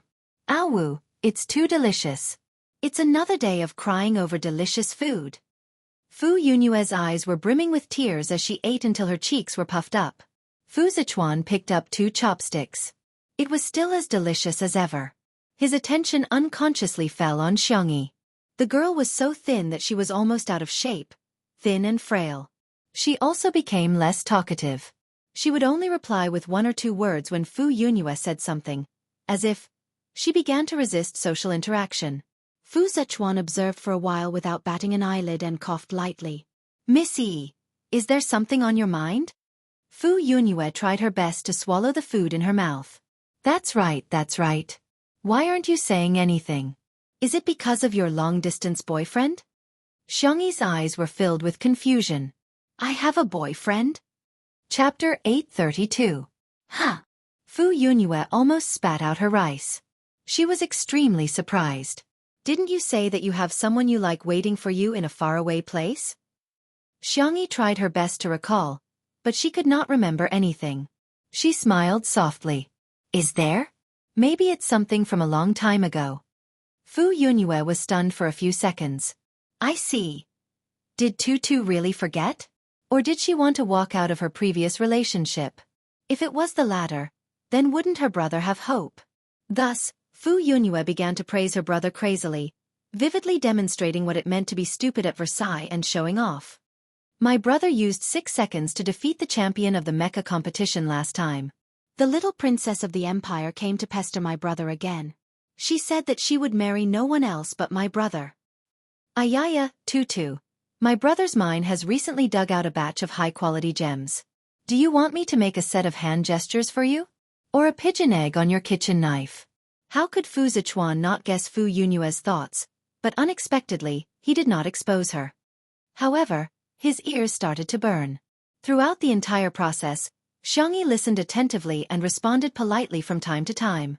The little robot at the side was extremely angry.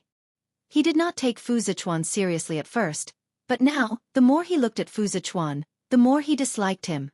This face was too similar to Shi Sui's. It was disgusting. Fu Yunyue ate and drank her fill. She rubbed her round belly and held a few ingredient storage boxes in her hand. She burped and said goodbye to Xianxia. Bye-bye, see you tomorrow.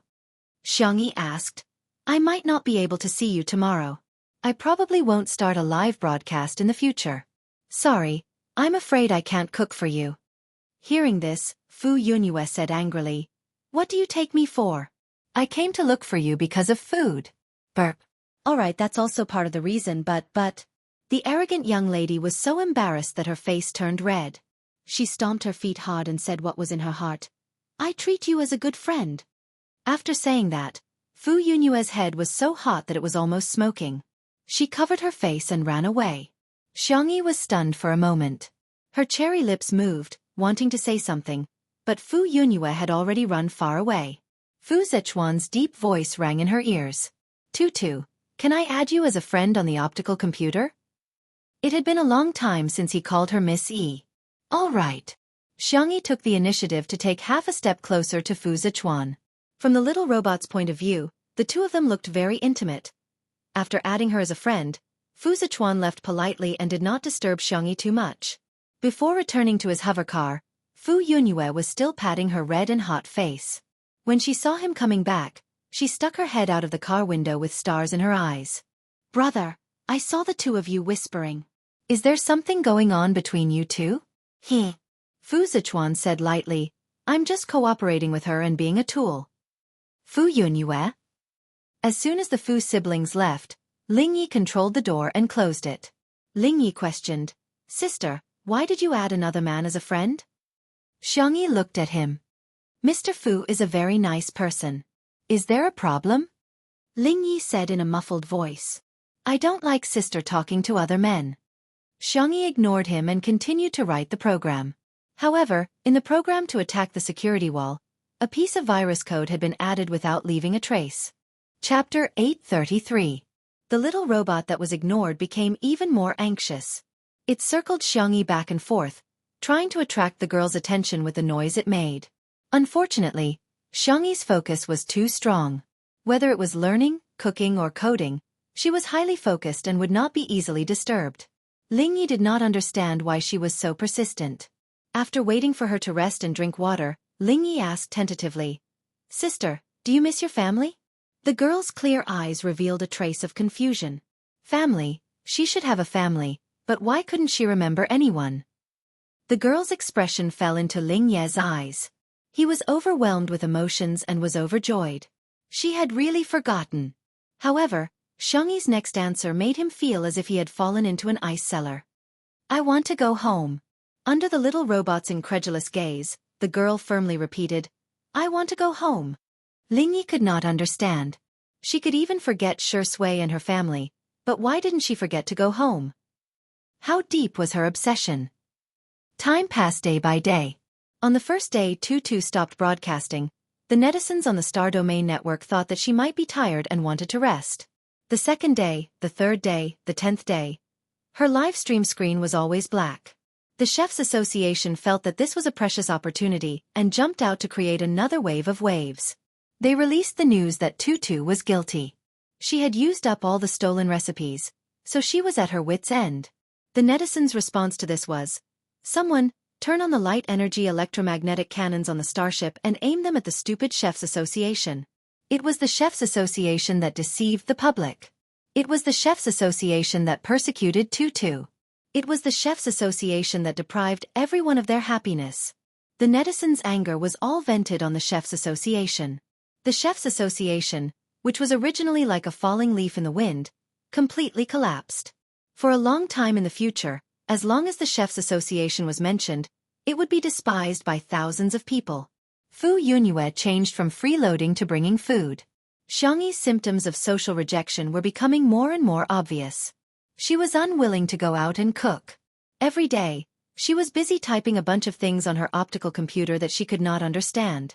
The young girl was extremely thin. Every time Fu Yunyue saw her, she felt shocked. Fu Yunyue suspected that if she didn't come to deliver food, if she didn't force Xiangxia to sleep a little every day, Xiangxia might starve to death or die suddenly at home. On the other hand, Lingyi was getting more and more irritable. Other than Fu Yunyue, Xiangxia was not even willing to communicate with him. Fu Zichuan rarely came, but every time he came, Xiangxi's symptoms would improve a little. Just yesterday, Fu Zichuan had asked her to go on an interstellar trip with him.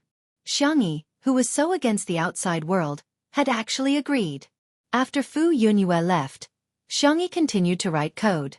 She had tried to attack the security wall of the research institute a few times, but it was no different from throwing an egg at a rock.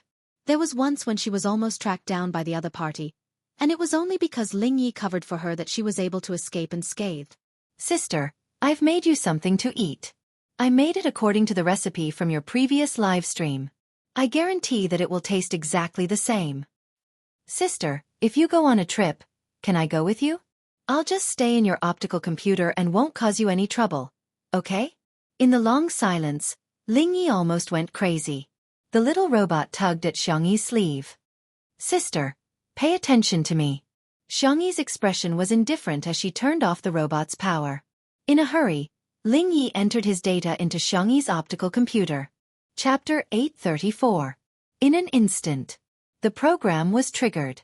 Ling Yi realized that something was wrong almost instantly, but it was too late. The program Xiangxi wrote every day actually contained a virus code that was fatal to him. That was a Super S-level virus that Xiangxi had learned in a certain fast-traveling dimension. As soon as Ling Yi appeared, she realized that the root of the problem was not to break through the security wall of the Academy of Sciences and return home through the interstellar era's technology. Instead, she needed to get rid of Ling Yi. The virus overbearingly invaded every bite of Ling Ye's. Even though it was in the form of virtual data, Ling Yi could feel that his body was being cut apart inch by inch.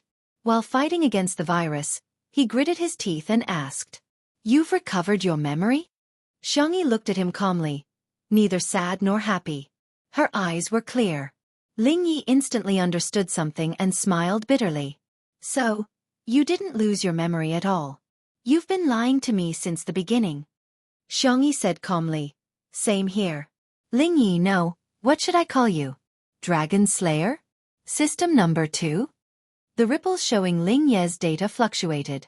In addition to the difficulty of fighting against the virus, his emotions were also extremely intense.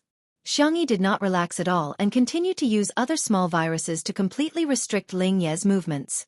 Ling Yi projected a virtual human figure, which was still a beautiful and delicate young man like an angel. "You already know. More or less." Xiangxi's eyes were calm and her tone was calm, just like when Ling Yi first met her. It was as if nothing could disturb her. "The 2 soul exchanges between me and Yi were related to you." Ling Yi simply sat down cross-legged, probably because he had nothing left to lose. He snorted, as if he was very disdainful of that idiot Yi. Otherwise, how could she have been chosen by the main system to quickly transmigrate? It was just that he had done something to her. He had also interfered with the main system when Xiao Naofu was reincarnated. Xiangxi continued, "You're not a real human. The so-called digitized form is your original form. This world should be the world where you were born." Ling Yi tilted his head and smiled, revealing his sharp canine teeth. "Wow, sister is so smart. So everything is a lie. You're just playing me." From the first meeting when he was about to transmigrate, to the reunion in Little Rabbit Farm, and then to the companionship in the interstellar plane, reality did not exist. Everything was an illusion. Ling Yi faintly said, "Isn't Big Sister acting as me too? I didn't expect Big Sister's acting skills to be so good that even I was fooled. One is marked by the company one keeps." Not to mention the experience of transmigrating to another world, just the fact that she had Shui Sui and Xiao Naofu by her side, these 2 acting geniuses, it would be unreasonable if she didn't improve her acting skills. What should I do? Big Sister treats me so badly, but I still like Big Sister a lot. Ling Ye's eyes revealed a trace of stubbornness. Big Sister is finally paying attention to me. Xiangxi's expression did not change as she continued to add poison to the poison. Ling Ye's expression was somewhat malevolent, and his core data was nearly destroyed. Big Sis is so ruthless. She already knew the truth, yet she still endured it for so long. Ling Yi gritted his teeth. "But do you know? Without me, you still can't go back. Be nicer to me. Maybe I'll consider letting Big Sister go back. You've given your gentleness to so many people. Can't you give me one more?" Xiangxi said the cruelest words in the most gentle tone. Gentleness and kindness have always been for people, not for trash. Chapter 835. Ling Ye's virtual projection in the air became even dimmer. "Am I trash in your eyes, sister?" Ling Yi asked in shock. Xiangxi stayed silent for a long time before saying, "You weren't in the past." Ling Yi put on a smile that was uglier than crying. A moment later, his expression gradually became menacing, paranoid, and maniacal.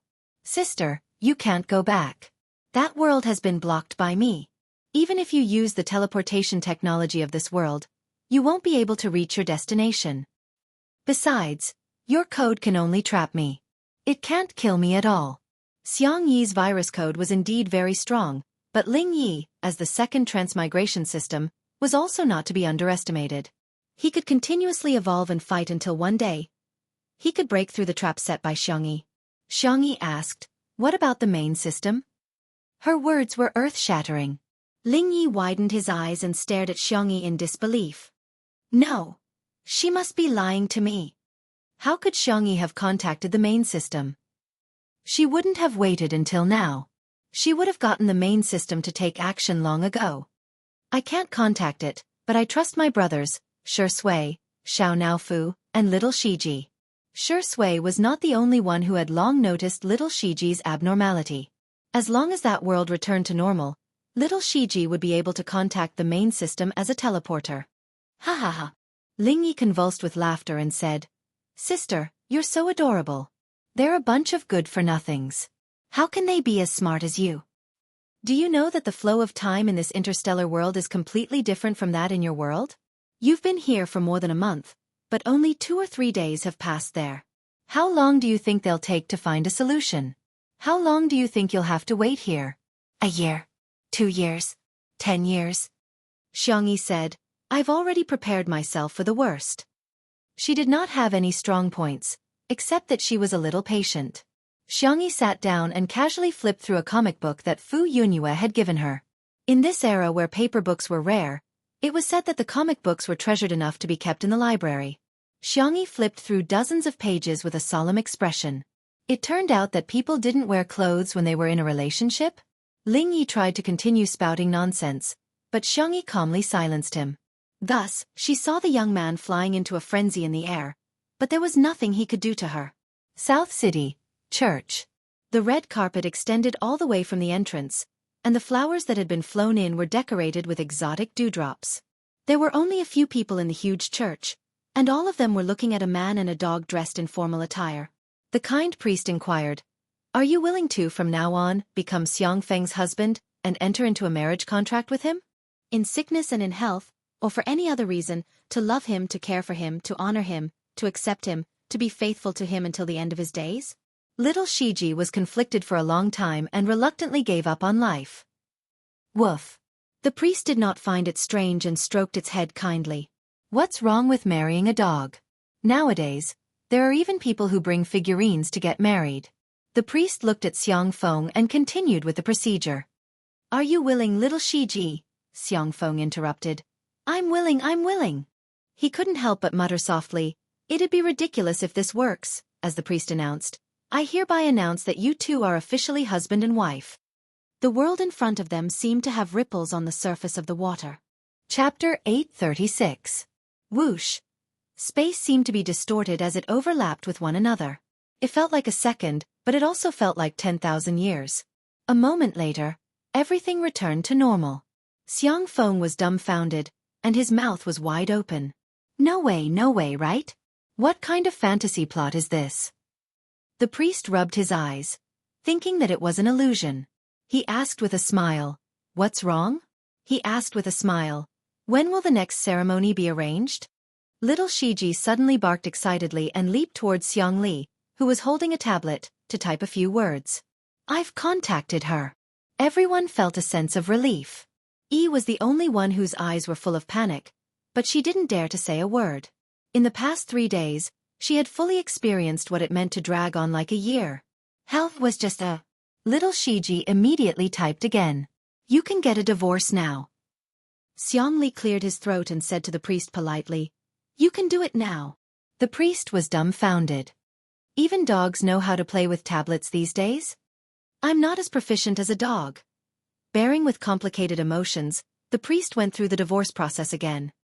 "I hereby announce that you two have regained your freedom. May God bless you." Xiang Feng held his hand and shook it. Thank you. Thank you for your hard work. It's no trouble at all." The priest smiled. Anyway, he had already paid them both. He was smart enough to leave temporarily after completing his work, leaving enough space for these strange people. Time passed, and everyone was waiting for the main system to reply. All of a sudden, Yi's face was full of agony as she felt a tearing sensation from the depths of her soul. "No. I don't want to go back. I want to stay here. I'm Xiangyi. I'm the little princess of the Xiang family." Her voice became weaker and weaker, and her vision turned black as she lost consciousness completely. Star City. Lingyi had been clamoring for a long time, and he was probably tired as he hugged his knees and sat on the ground. Although it was a virtual projection, it somehow exuded a sense of desolation and dejection. He had lost. He had lost to Xianxia. Xianxia had flipped through the book that Fu Yunyue had given her countless times before she remembered Ling Yi. She then looked up at him. She turned off the silent mode and asked, "Did we know each other before?" Ling Yi stared fixedly at her. "Big sister, don't you remember me?" Ha, ha, ha. He laughed louder and louder. In the end, he even laughed until tears flowed out of his eyes. "That's true. I'm just a passerby in your life." It was an artificial intelligence programmed by humans. After changing its soul time and time again, it had collected the energy and will of various planes. It discovered that it could split a portion of its data to travel between different planes. Thus, out of the artificial AI's desire to learn and perfect the rules, it began to travel. During one of its travels, it met Xianxia. At that time, her parents had been in a car accident, and she cried very hard. It had taken over someone else's body and deliberately crashed into it. The little girl wiped her tears as she took out a milk candy from her pocket and apologized to the stranger. "So sorry." At that moment, its core data felt like it was about to be burned.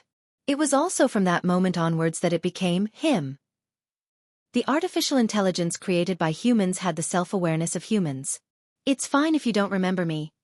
In any case, Big Sister can only accompany me here forever." As soon as he finished speaking, the girl in front of him yawned as if she had been gently coaxed to sleep. She lay down comfortably on the couch, and her eyelids became heavier and heavier. Chapter 837. Ling Yi realized something. Even when he was infected with the virus, he wasn't so shocked. He attacked the virus program written by Xianxia like a madman. The virtual projection was in so much pain that his expression was distorted. He was covered in wounds, but he still refused to stop. He spent so much effort to switch Xianxia here. He thought that he could keep her in this world forever. He didn't expect her to see through all his schemes. But even if she hated him, it was better than losing her. "Sister. Sister. Xianxia. No, you can't. You can't leave me." "No." The only response he got was a deathly silence. After an unknown period of time, Ling Yi looked at the girl on the sofa and groaned in pain. The pain from the depths of her soul still made Yi's heart palpitate.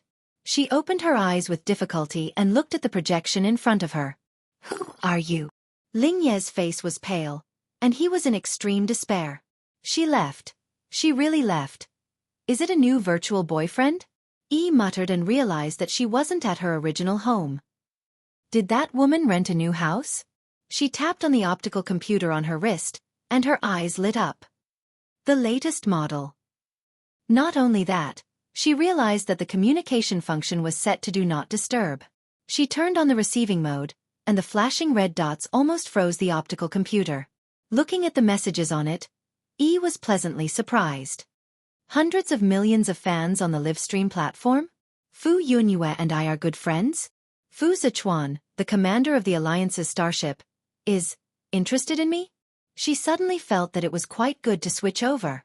Anyway, she had already been exposed in that world, and her life was worse than death.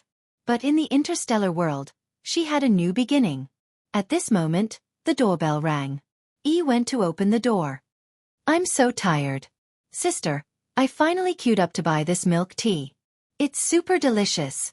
Fu Yunyue said that she was tired, but in fact, the one who was holding the milk tea was Fu Zichuan. Behind him was the cute combat robot Xiao Bai. Looking at the face that was similar to Shi Sui's, Yi's heart pounded. Fu Zichuan narrowed his eyes, hiding danger. Fu Yunyue didn't notice her strange expression and asked casually, "Are you done packing? We agreed to start our journey in space today." Yi nodded vigorously. All right. I can leave at any time." Fu Yunyue immediately sensed that something was wrong. "You aren't Tutu, right?" "What Tutu?" "I'm Yi." As soon as Yi finished speaking, she realized that Tutu was Xianxia's nickname and also her livestream name. She quickly corrected herself. That's right. I'm Tutu." Fu Yunyue took a step back. Fu Zichuan said calmly, "It's not her. Let's go." Even Xiao Bai had a regretful expression on her face. She took off the hairband that Xianxia had given her and the bow that she had made herself. Yi panicked. Where are you going? But the Fu siblings did not even look at her and walked away.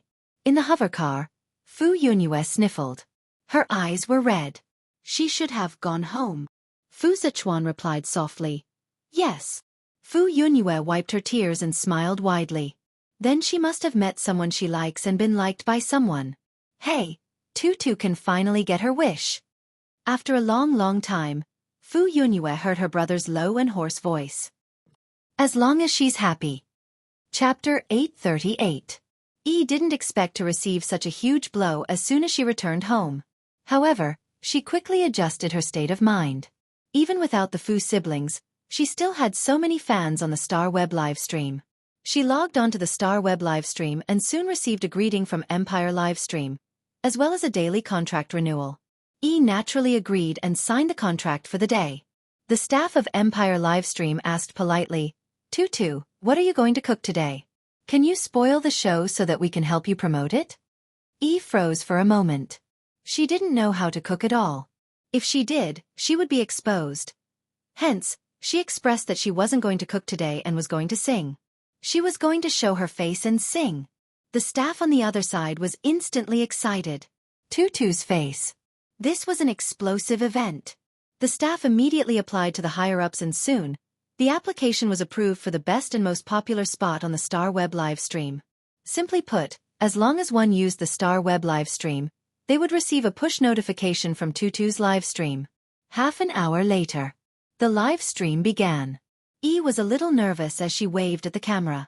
Hello everyone, I'm Yi. Ahem, I'm Tutu. What appeared on the fan screens was a face with heavy makeup. Although it was quite pretty, everyone was still a little disappointed. She was too different from the image that everyone had imagined. They had thought that Tutu was a beautiful, gentle, and indifferent girl who would still be beautiful even without makeup. However, there were too many people who liked Tutu and the pop-up comments were shocking. The fans were enthusiastically sending gifts to her. Yi was overjoyed when she saw this. She had just greeted them and the gifts she received, if converted to star coins, would be worth millions. This was even when Yun Zhongyue was not around. With her taking the lead in sending gifts, the number would probably double. Then, Yi started singing. Fans. Yi continued singing. Fans. Shut up, she's one of us. Oh my god, I'm so disillusioned with Tutu. Let's talk nicely, don't poison my ears. Empire livestream was also dumbfounded. They didn't expect Tutu's singing to be so terrible.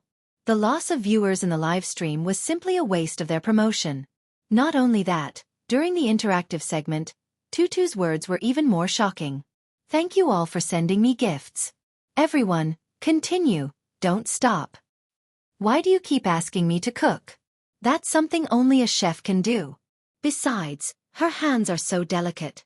How can she endure cooking all the time? The audience? Was such a pretentious woman really Tutu? What's more, Bunny was a ruthless person who made 100 dishes every day for more than a month. How could he not be able to endure this little bit of hardship? Thus, everyone came to a conclusion. This Tutu was a fake. The number of viewers in the livestream was getting lower and lower, and those who stayed behind were all doubtful. Did you steal Tutu's optical computer? Cook a dish to prove you're Tutu. It's a fake, right? Hee hee, you can't be Tutu. Yi never expected that she would still be doubted after returning to her own body. Panic was boundless and almost drowned her. Shivering, Yi turned off the live stream. Little did she know that this was just the beginning of her retribution. In the church in Nanqing, the girl's eyelashes fluttered and she slowly woke up, only to see familiar faces. Chapter 839. The light was a little dazzling and she instinctively squinted. Immediately, a pair of large hands covered her forehead, covering her eyes. The tip of her nose turned sour and she almost burst into tears. Finally, I'm back. In the interstellar world, she had been very calm and composed. She had spent a lot of effort scheming against Ling Yi and was extremely exhausted, both physically and mentally. However, she didn't cry even once. It wasn't that she didn't want to cry, but rather, she had been holding it in. After persevering for so long, she couldn't hold it in any longer the moment she saw her family. She was just using the strongest armor to disguise all her weaknesses. In fact, she would also be afraid, confused, and uneasy. "Brother," Xianxia said in a soft and nasal voice. "I'm back." She tried her best to smile, but tears welled up in her eyes. Xiangyu pressed his cap down to cover his eyes. The young sports god said arrogantly and coldly, "You're back." Xiangqi's eyes were red and he said fiercely, "What are you crying for? You're so ugly." Xiangli touched her little head gently and said, "Our tutu, it's been hard on you. We've been waiting for you." Xiangchen was as taciturn as ever. He said two words expressionlessly. "Go ahead and cry." The cold and aloof man wiped Xiangyi's face with his sleeve. His tailored suit was stained with tears and snot, but he didn't even frown. Xiangyi noticed that Xiangyu, who had always been dressed in a formal suit and leather shoes, had long been wrinkled. Even his tie was loosely tied. He wasn't the only one. The others were also in a much more disheveled state than usual. Xiangyi immediately cried even harder. The girl's shoulders shook, as if she was about to cry all the tears she had in her life. Xiang Feng wailed too. "Little Xiangyi, you've suffered." Little Shiji silently distanced herself from her ex-husband. Xiao Naofu jumped into Xiangyi's arms and meowed, its icy blue eyes full of tears. "Stupid woman! You're finally back." This Huhu was worried to death. Xiangyi hugged the kitten tightly and smiled through her tears. "Why have you lost weight? Your stomach is so flat. I'll make you cat food when we get back. Cough, tiger food." "Everyone, how was this fat cat skinny?" Xiao Naofu obediently rubbed its head against Xiangyi's collarbone, then jumped to the ground. It strode over to Xiangyu's feet with its proud and noble cat-like steps, and meowed in a cute and coquettish manner. "Xiangyu." It acted coquettishly towards me. Xiangyu, the furry maniac, picked up Xiao Naofu at lightning speed and instantly transformed from a cold and aloof person into a chatterbox. "Is our Fu hungry? Do you want to drink milk? Can you eat some dried fish first? If you don't like it, I'll buy you something else, okay?" Little Shiji. It turned out that I wasn't the only bootlicker. Xiangyu carried Xiao Naofu to look for food while Xiangqi, Xiangli, and Sangchen also found excuses to leave, not forgetting to drag Xiangyu away with them. Xiang Feng was still struggling desperately. "Don't stop me. I want to hug little Xiangyi. I want to give her the warmth of a family member." Sangchen glanced at him coldly. Xiang Feng was obedient. In the church, Xiangyi and the man who was shielding her from the light were the only ones left. Xiangyi looked up and made eye contact with Shi Sui's handsome face. The man's eyes were bloodshot, and there was green stubble on his smooth jawline. His voice was hoarse from the tobacco smoke, and he said in a low and gentle voice, "Sister E, welcome home." Chapter 840. Xiangyi's tears were about to burst out again. Fortunately, both she and Shi Sui were good at controlling their emotions. Even if they were overwhelmed with emotions, they could still appear calm. "Yes, I'm back. Long time no see." After saying that, Xiangyi thought of something. "What's the date today?" Shi Sui gave her a date. Xiangyi was slightly stunned at first. Then, she heaved a sigh of relief. "That's great, that's really great." The flow of time in the two worlds was different. She was so glad that she was in the fast world, while Shi Sui and her brother were in the slow world. Shi Sui sensed that something was wrong. He narrowed his eyes and asked, "How long have you been there?" Xiangyi wanted to skip this question and change the topic. Shi Sui didn't ask much. He just stared at her, as if he wouldn't look away if she didn't give him an answer. In the end, Xiangyi was defeated. She said softly, "More than a month." "Huh?" Unexpectedly, Shi Sui put his arm around the girl's slender waist and pulled her into his arms. Xiangyi's face was pressed against his chest. His heartbeat was clear and strong. It was a little fast. What's wrong?" Shi Sui said hoarsely, "I'd rather be the one who spent more than a month with you." There was silence in the church. Xiangyi looked up. Her eyes were as red as a rabbit's, but she still comforted Shi Sui. "I'm fine, really." She tiptoed and kissed Shi Sui's chin. She was so obedient and soft. Shi Sui looked at her without blinking. He suddenly tightened his grip on her waist. His tall figure loomed over her, not allowing her to escape. Xiangyi didn't escape. Instead, she hugged his waist.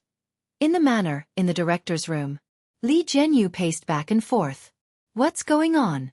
Is Sister E really possessed? That day, Shui had only asked him and Ruan Qing to help with the acting. She hadn't said anything else. Even though Li Jianyu boasted that he had watched countless horror movies, he was naturally easily frightened. When he saw Xiang Yi, who was like a completely different person, he was still frightened. Ruan Qing's guess was deeper than his. She thought of the amnesia incident back then and felt that Xiangyi might have lost her memory again and her body might have been taken over by another personality. After all, the matter of transmigration was simply too unimaginable. A staff member rushed in. Director Li, Sister Ruan, you're back. Sister E is back. What did you say? Li Jianyu retorted. His body reacted faster than his mouth as he strode out. Ruan Qing followed closely behind.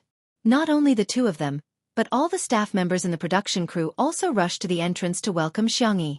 When they saw that the little girl was safe and sound beside the car, many people cheered. Quick, quick, quick. Sister E is back. Sister E, how are you feeling? Sister E, you've lost weight. You have to eat more to nourish your body. A group of people surrounded Xiangyi and talked at once, showing concern for the little girl. Xiangyi smiled faintly and said, I've made everyone worry. I'm fine. Okay, all of you make way. You're all surrounding her so tightly that Sister E probably can't breathe fresh air. Everyone awkwardly made way. Li Jianyu pushed through the crowd and threw himself into Shui's arms. Shui? Question mark. Xiangyi? Question mark. Li Jianyu said, Boo-hoo, I want to hug Sister E, but I don't think it's appropriate. Then I can only hug Sister Yi's man. Ruan Qing, on the other hand, didn't have such concerns. She gave Xiangyi a big hug like a warm and intelligent big sister. You're back, Sister E. Chapter 841. Xiangyi nodded obediently and couldn't help but rub her head against Ruan Qing's shoulder. Brother E. You're finally awake, that's great, that's great. Zhou Yan exclaimed in joy. He trotted towards Xiang Yi, followed by Su Rundong's striding figure. The two of them had postponed all their appointments in the short term in order to wait for Xiangyi to wake up. Xiangyi chatted with them for a while, and after Zhou Yan and Su Rundong confirmed that Xiangyi had recovered, they left. Zhou Yan stuck his head out of the car window and said, Thank you for introducing us to the doctor, Brother E. In addition to the psychiatrist that she introduced to Su Rundong, Xiangyi also helped to make an appointment with a top-ear doctor. He owed her a huge favor. Xiangyi said gently, You guys have to cooperate with the doctor and get well soon. Zhou Yan grinned. He didn't look like a legendary singer at all. Instead, he looked a little silly. Brother E, I'll come to you again if I'm hungry for 3 days. Su Rundong pursed his lips. Although he had already sprayed the car with disinfectant spray, he still felt a little uncomfortable. He said, See you later. Xiangyi said, Have a safe trip, come by often in the future. As the car gradually drove away, their friendship quietly lasted forever. In the living room, Xiangyi learned that the fans of Two Under One Roof had been waiting under the official Weibo account for several days, so she took the initiative to ask the production team to start a live stream. If it were any other director, they would definitely be eager to start a live stream to make money. However, the style of Two Under One Roof was like this. Li Jianyu said, Don't start it, get some rest today. Xiangyi said, I want to explain to the fans, don't let them worry about me. Li Jianyu said, Okay, we'll do as you say, but we can only do it for an hour. Ruan Qing said, Half an hour, 1 hour is too long. The cameraman, Old Zhang, said, Yes, we can't tire Sister E out. The others also chimed in, all of them doting on Xiangyi. She was really loved by everyone. After the staff adjusted the equipment, Ruan Qing used her official Weibo account to post the news of the upcoming live stream. The fans below were all in an uproar. Is Sister E awake? How is our baby? Will E's eye appear on screen? I'm so worried that I'm crying QAQ. The moment the live stream started, countless viewers flooded in. The camera shook twice and successfully focused on the two people sitting side by side on the sofa. Shui changed into a clean white cotton shirt with a simple gray t-shirt inside. Xiangyi was wearing a white dress made of the same material. The hem of the dress was a lotus leaf design, which made the girl's calves look fair and delicate. Whether it was the color scheme or the material, They all formed a harmonious harmony. In the live stream, "That's great, Sister E is fine." Couple outfits. "It's a couple outfit. Same model please." To the people in front, "Wake up. This design is obviously the work of Hades. It's probably one of a kind in the world." Xianxia raised her left hand and waved. "Hello everyone, I'm Xianxia." The moment she put down her hand, Shui naturally held her little hand and held it tightly in her palm. She acted affectionately as if no one else was around. The tips of Xiangxi's ears turned slightly red, and she explained to everyone in a gentle voice that her body was no longer in danger. "Thank you for your concern, everyone. I'll take good care of myself." In the next second, she suddenly felt a weight on her shoulder. She turned her little face to the side, only to find that Shui had fallen asleep on her shoulder. His eyelashes were thick and long, casting a faint shadow over his eyes. Holding her hand, he did not let go of her hand even a little bit. Chapter 842. Is he too tired? Xianxia thought to herself. Shui had been sleepless for several days in a row, so he was really tired now. He rarely relaxed in front of others. Xianxia was the only exception. Xianxia remained seated and carefully helped Shui adjust his position so that he could sleep more comfortably. The girl put the microphone close to her mouth and lowered her voice. "Does anyone have any questions?" In the live stream, fans of the untimely couple repeatedly died. I'm done. This is too sweet. Untimely couple. Beautiful love. What a perfect couple. Let's get married on the spot. Sister E, thank you for your concern. We will be holding our wedding in a few days. Welcome, everyone." In addition to the fans of the untimely couple, many people also asked Xianxia questions. The usual questions were about her interests and hobbies, the recipe of a certain dish, but there were also unusual questions such as the solution to math problems, pet poop picker strategies, and divination. Xianxia replied to as many people as she could. No matter how outrageous the questions were, the girl would answer them seriously. When she encountered questions that she didn't know how to answer, she would apologize to the audience and leave a good impression on them. It was almost time. Xianxia wanted to answer more questions, but Li Jianghu said, "Okay, time's up. Sister E, you should get some rest." "I'll answer one more question, just one." The girl raised a finger and said in a soft voice, as if she was acting coquettishly. Who can stand this? Father Fan Li Jianghu could stand it. He sternly refused Xiangxi's request. "I'll turn off the live stream right away. Now, go to sleep with Shui." Beside the floor-to-ceiling windows, the Xiang brothers, who were too lazy to enter the live stream, cast cold glares at them one after another. In the live stream, all the viewers were spammed with comments such as, "Well done, son," and "Director Li is in danger, danger, danger." Li Jianghu wanted to cry but had no tears. "No, I mean both of you should go to sleep. It's just a literal meaning. Sister E, please don't misinterpret it." Xianxia nodded. In order not to disturb Shui, she carefully leaned against the sofa, closed her eyes, and fell asleep smoothly. In the blink of an eye, the little girl's breathing was even and shallow.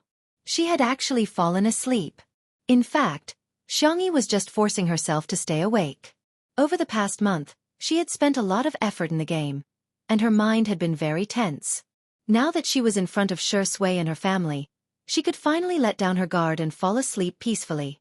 Li Jianghu cut off the live stream right when Xianxia and Shui fell asleep. Thus on this day, a few strange trending topics appeared. Hashtag sleep together, hashtag literally sleeping, hashtag round up how old is the child, hashtag. Of course, other than the fact that they were a couple, Xianxia once again gained countless fans in just half an hour of interaction. The girl's IQ and EQ were impeccable. Even Sister Shui had a big fan of hers, who posted sentimental essays. Time doesn't age, but Shui doesn't give up. All this time, I've been resistant to the idea of Shui being in a relationship. It's that kind of feeling. You know that Xianxia is very good. You know that she's fair-skinned, rich and beautiful, but you still can't accept her. Some people say that you're jealous. I say that I'm worried. I'm worried that such a good person like him will fall in love with her. I'm worried that such a good person like him will give more than he gets. But today, I'm finally relieved. Except for Sister Shui, in this world, the only person who likes and cares about Shui is there's already Sister E. Red Heart. Chapter 843. This big fan's words resonated with many of the Shui sisters. Yes, they didn't dislike Xianxia. That feeling was probably similar to hearing their parents talk about other people's children. They acknowledged her excellence, but there was also a subtle resistance. However, gradually, that resistance seemed to have disappeared. The reason why they had changed their opinion of Xianxia was not just because of the small fact that she let Shui lean on her shoulder today.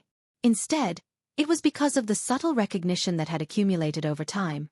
They finally understood that the relationship between Xianxia and Shui had never been one-sided. Neither of them was dependent on the other.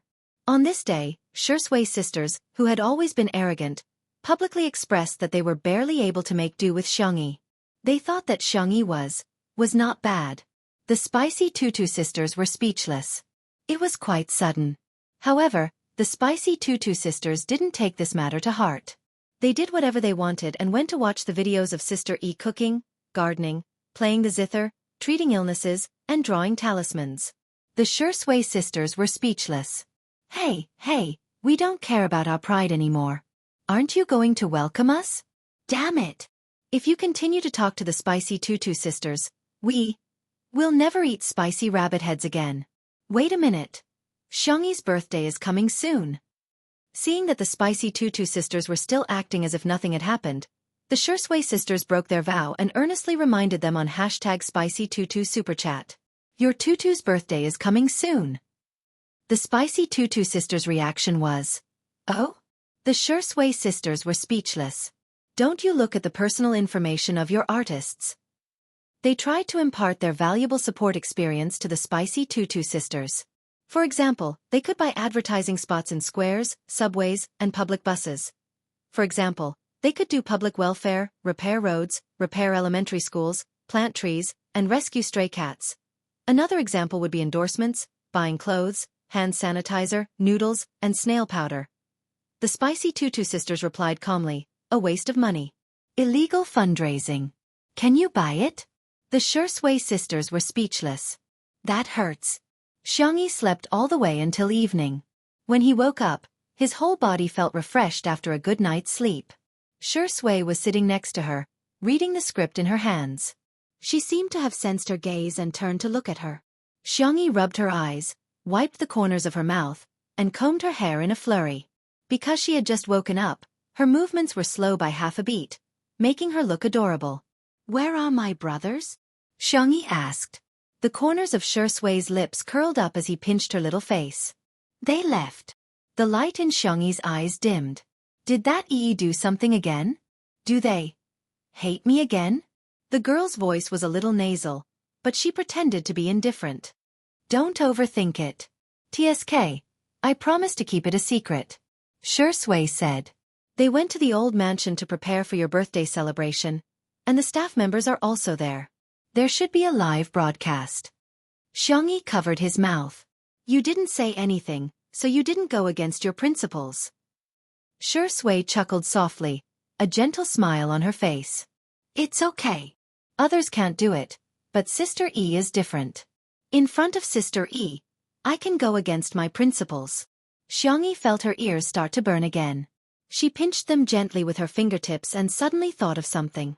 Then, tonight, are we the only two left at home? Chapter 844. The sound of running water could be heard from the bathroom. Xianxia sat on the tatami beside the floor-to-ceiling window. Her head was so hot that it was about to emit smoke. She was nervously tugging at the bunny ears of her stuffed toy. Thinking about the conversation in the past 2 hours, her ears turned even redder in embarrassment. Then, tonight, are we the only ones left at home? Shui replied with a faint as if he did not think much of it. What do you want to eat? I'll make it. Anything. They had a simple dinner, watched a movie and drank some wine. Then, he pretended to be drunk and dragged her back to his room. Xianxia took a deep breath and told herself not to think about the content of the manga that Fu Yunyue showed her. She was not nervous. Creak. The bathroom door was pulled open. Xianxia's first reaction was to hide under the coffee table. Fortunately, her rationality came online in time and she did not do anything embarrassing. She struggled for a long time before coming up with the wording. Well, I don't think I'm that drunk. Why don't you go back? When she saw Shui's appearance, the latter half of her sentence was instantly stuck. Unlike the restrained and abstinent style of pajamas in the past, Shui was only wearing a pair of gray sweatpants today. The belt hung loosely, looking lazy and wanton. Looking up, it was a perfect and superior figure. His shoulders and back were broad, but his muscles were not exaggerated. His cold and fair abs were distinct, and two distinct V-lines snaked into his sweatpants. He held a towel with one hand to dry his hair, as if he did not hear Xiangyi's words. What did you say? Xiangyi's milky white face was super serious. I said I drank too much. Shui chuckled softly, looking so charming and flirtatious. His little bunny, why was she so cute? Xiangyi continued to be super serious. I'm also drunk, very drunk, the kind that will go crazy. Shui raised his eyebrows, his expression languid and leisurely as he drawled. It's okay, I'll let you trample on me. Whoosh, this time, Xiangyi couldn't take it anymore. She buried her head under the coffee table. Letting her do whatever she wanted to him was just too embarrassing.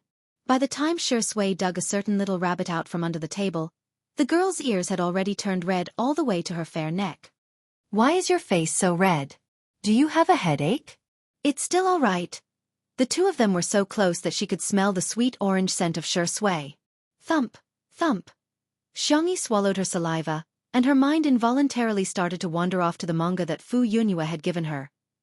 Not wearing clothes. Cough. She only went to take a look at the Liao out of the spirit of scientific research. I heard that exercise can promote alcohol metabolism. I'll dry your hair for you. The buzzing sound of the hairdryer rang in the room. Xiangyi's movements were gentle. She deliberately moved the hairdryer further away and carefully blew Shui's hair. The man's hair was short, and he blew it dry quickly. It's done. Xiangyi turned around to put the hairdryer in. A pair of large hands grabbed her slender wrists from behind. Tutu. The same two words, but when Shui said them, the feeling was different from when her brothers said them. You finished metabolizing the alcohol? Xiangyi didn't even have time to reply before she heard the man's mocking voice again. Aren't you going to go crazy? Big brother is waiting for you. The girl lost her usual calmness and was embarrassed. I don't know how to. Shui gently kneaded the soft flesh at the back of her neck. Be good. Big brother will teach you. Chapter 845. Xiangyi's eyelashes fluttered twice, and she asked in confusion, Can this be taught? The moment she finished speaking, the pair of big hands on the back of her neck moved down along her spine. Like small electric current flowers, they exploded at her nerve endings. Ugh! The girl didn't hold the hairdryer firmly in her hand, and it accidentally fell on the soft carpet. But no one cared. Xiangyi suddenly chickened out. I don't want to learn. Unfortunately, it was too late. The black-bellied wolf removed the disguise of abstinence, squinted his eyes, and swung the big tail behind him in satisfaction. The little rabbit was firmly held in his arms in an extremely domineering and possessive posture. The warm breath wrapped around the tip of her ear, spreading down little by little. The touch was wonderful and tugging at her heartstrings. Xiangyi's slender shoulders trembled slightly. You don't seem to be teaching it right. For example, her little uncle liked to climb trees when he was drunk, her fourth brother liked to hug and kiss furry toys when he was drunk, and her third brother would crazily act coquettishly when he was drunk, asking to be hugged and lifted high. Shui's drunken teaching something was very wrong. Silly rabbit. The man's throat overflowed with a low chuckle, and his thin lips pressed against the girl's red collarbone. Big brother lied to you. Don't be afraid. The man's coaxing voice was husky, like a feather tickling the tip of her heart. Both of their breaths became hot. At this moment, the phone suddenly rang. Shui glanced at it and saw that the caller ID was Xiang Feng, so she directly hung up. Just as she was about to continue drunken madness with the little rabbit, the phone began to buzz and vibrate non-stop. Shui's temples faintly twitched, and she used the last of her patience to look at the screen. Feng Feng de ji de li. Sui. Are you there? Feng Feng de ji de li. Urgent, urgent, urgent. It's very urgent. Shui frowned. After all, they were good friends for many years, and she was worried that something had happened to him, so she replied with a question mark. Xiang Feng sent a voice message that was dozens of seconds long. Sway sway. I thought of a great gift idea. On little Xiangyi's birthday, I'll prepare a huge gift box for her. Then, I'll lie inside it. When she opens the gift, she'll see me inside. Aren't you surprised? That wasn't the end of it. I was going to pretend to be dead inside and scare her into crying. Then, I would sit up and make her smile through her tears, making her even happier. What do you think? Isn't it wonderful? After waiting for a long time, Xiang Feng didn't receive a reply, so he sent an emoji over in confusion. A notification popped up on the screen. Sure Sui from Tutu's family has activated friend verification. You're not her friend yet. Send a friend verification request first. You can only chat after the other party accepts the request. Xiang Feng? What did he do wrong? Why did he have to be so heartless to him? The atmosphere was interrupted. Sure Sui hesitated, wondering if she should let it go. Who would have thought? Xiangyi poked his arm. Her voice was soft and trembling slightly. Don't you want to continue? Like a fuse of turbulent emotions, Sure Sui's Adam's apple bobbed. He lifted the hair on the girl's cheek and tucked it behind her ear. Her jet-black hair twined and loosened around his fingertips. It was a warm and ambiguous action. Their eyes met, and they moved closer bit by bit. Suddenly, there was a series of scratching sounds on the door, accompanied by Xiao Naofu's anxious cries. Sure Sui. Ignore it. Xiangyi hesitated, but she pushed Sure Sui away. I'll go see if it's hungry. Sure Sui. Very good, the sterilization plan can be restarted. Smiley face. Chapter 846. Xiangyi quickly opened the door while Xiao Naofu scurried towards her. What's the matter? Xiangyi squatted down and picked up the kitten. Xiao Naofu sobbed aggrievedly and used its meaty little paw to point at the location of the cat villa. Xiangyi immediately sensed that something was amiss. Little Shiji, who had always been inseparable from Xiao Naofu, was nowhere to be seen. She walked over and saw a tablet in little Shiji's nest. She vaguely had a hunch. The screen lit up to see that there was an edited letter on it. The letter was divided into 3 parts. To Sister E, thank you, Sister E, for taking care of me these past few days. The food you cook is really delicious.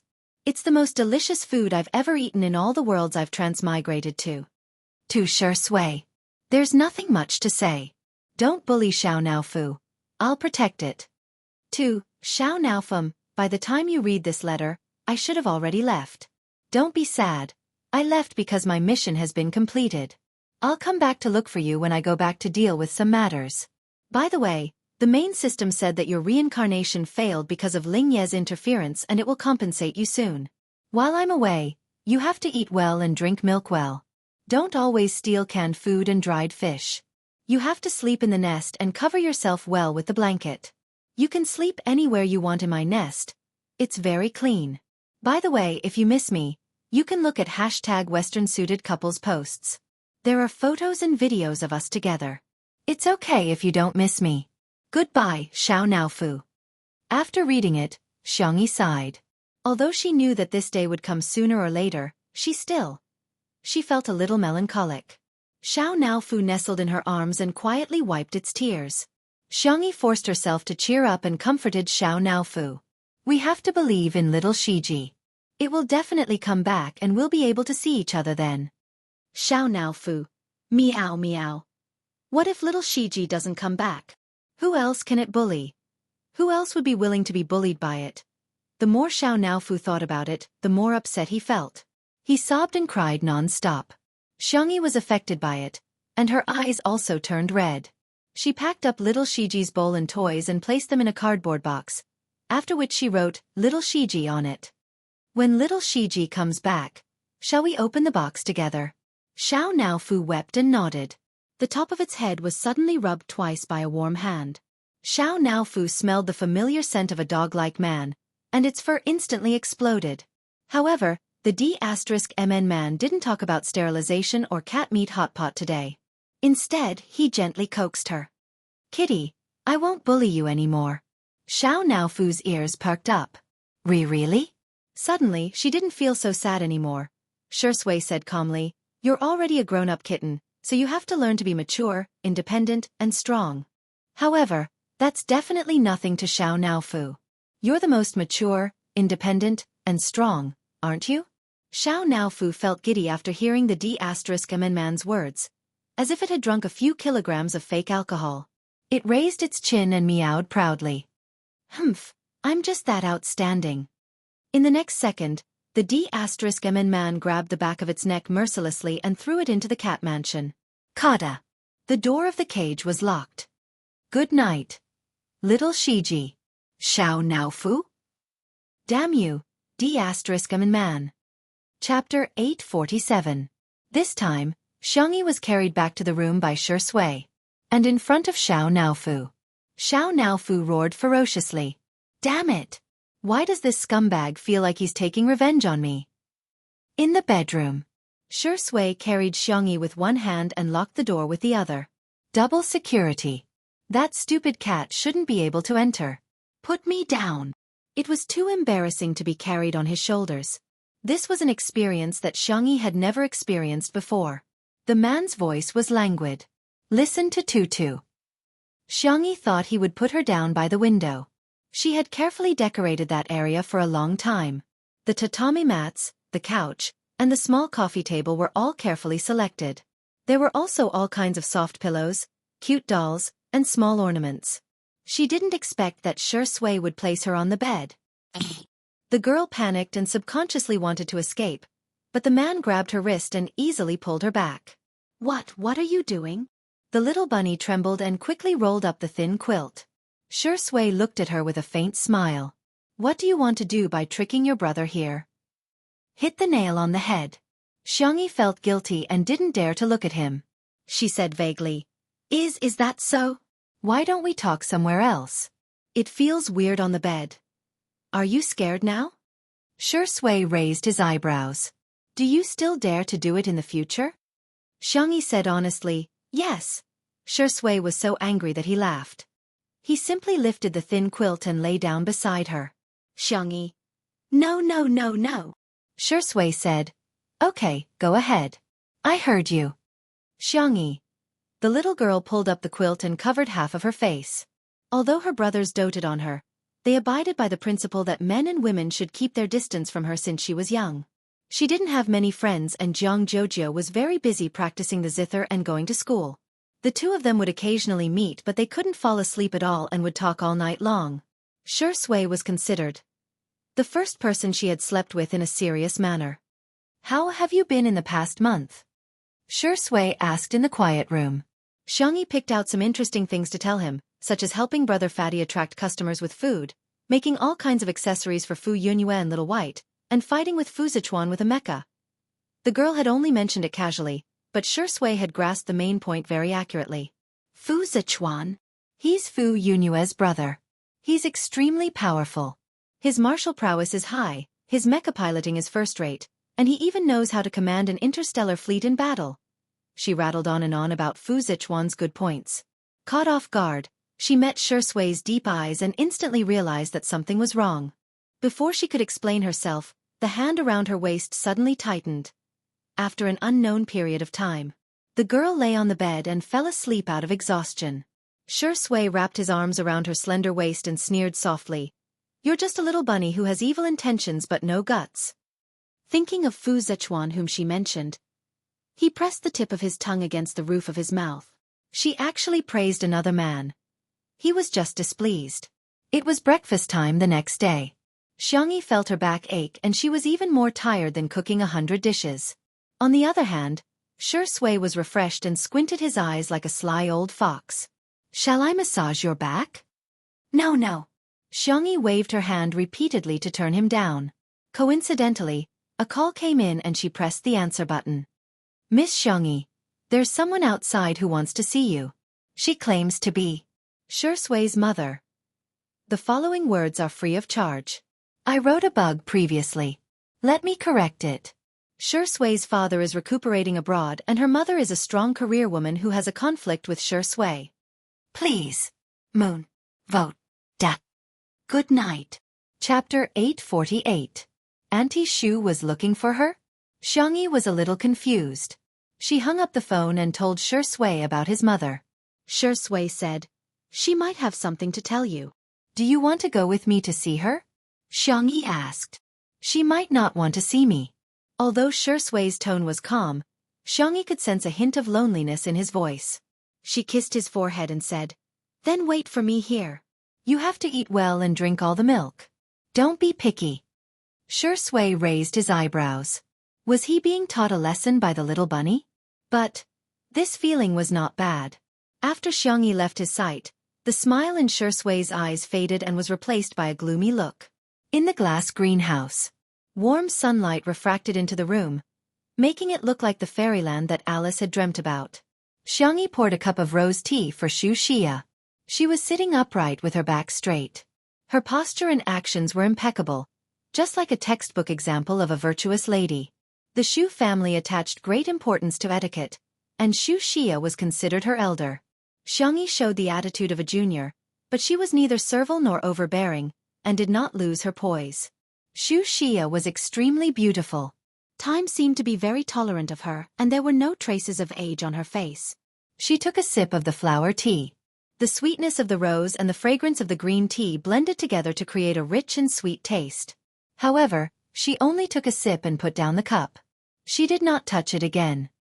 "The last time I saw you, you were only 7 or 8 years old. In the blink of an eye you have grown up." Wuxia's tone was gentle. "How are your grandparents?" Xianxia said, "Auntie, thank you for your concern. Everything is fine." Wuxia was silent for a few seconds and said, "I heard that you and Shui are together?" Xianxia nodded without hesitation. "Yes, we are dating. I watched you grow up. There are some things that I think you should know." You two have just started dating. You haven't seen his true colors yet. As time passes, you'll realize that everyone with the surname Shu is a lunatic." Xianxia noticed that Wuxia had deliberately emphasized the word lunatic. "So, Auntie, why are you here?" Wuxia whispered. "Leave him. The Shu family had the genes of lunatics, and Shui would one day go crazy too. Xianxia, your mother and I are old friends.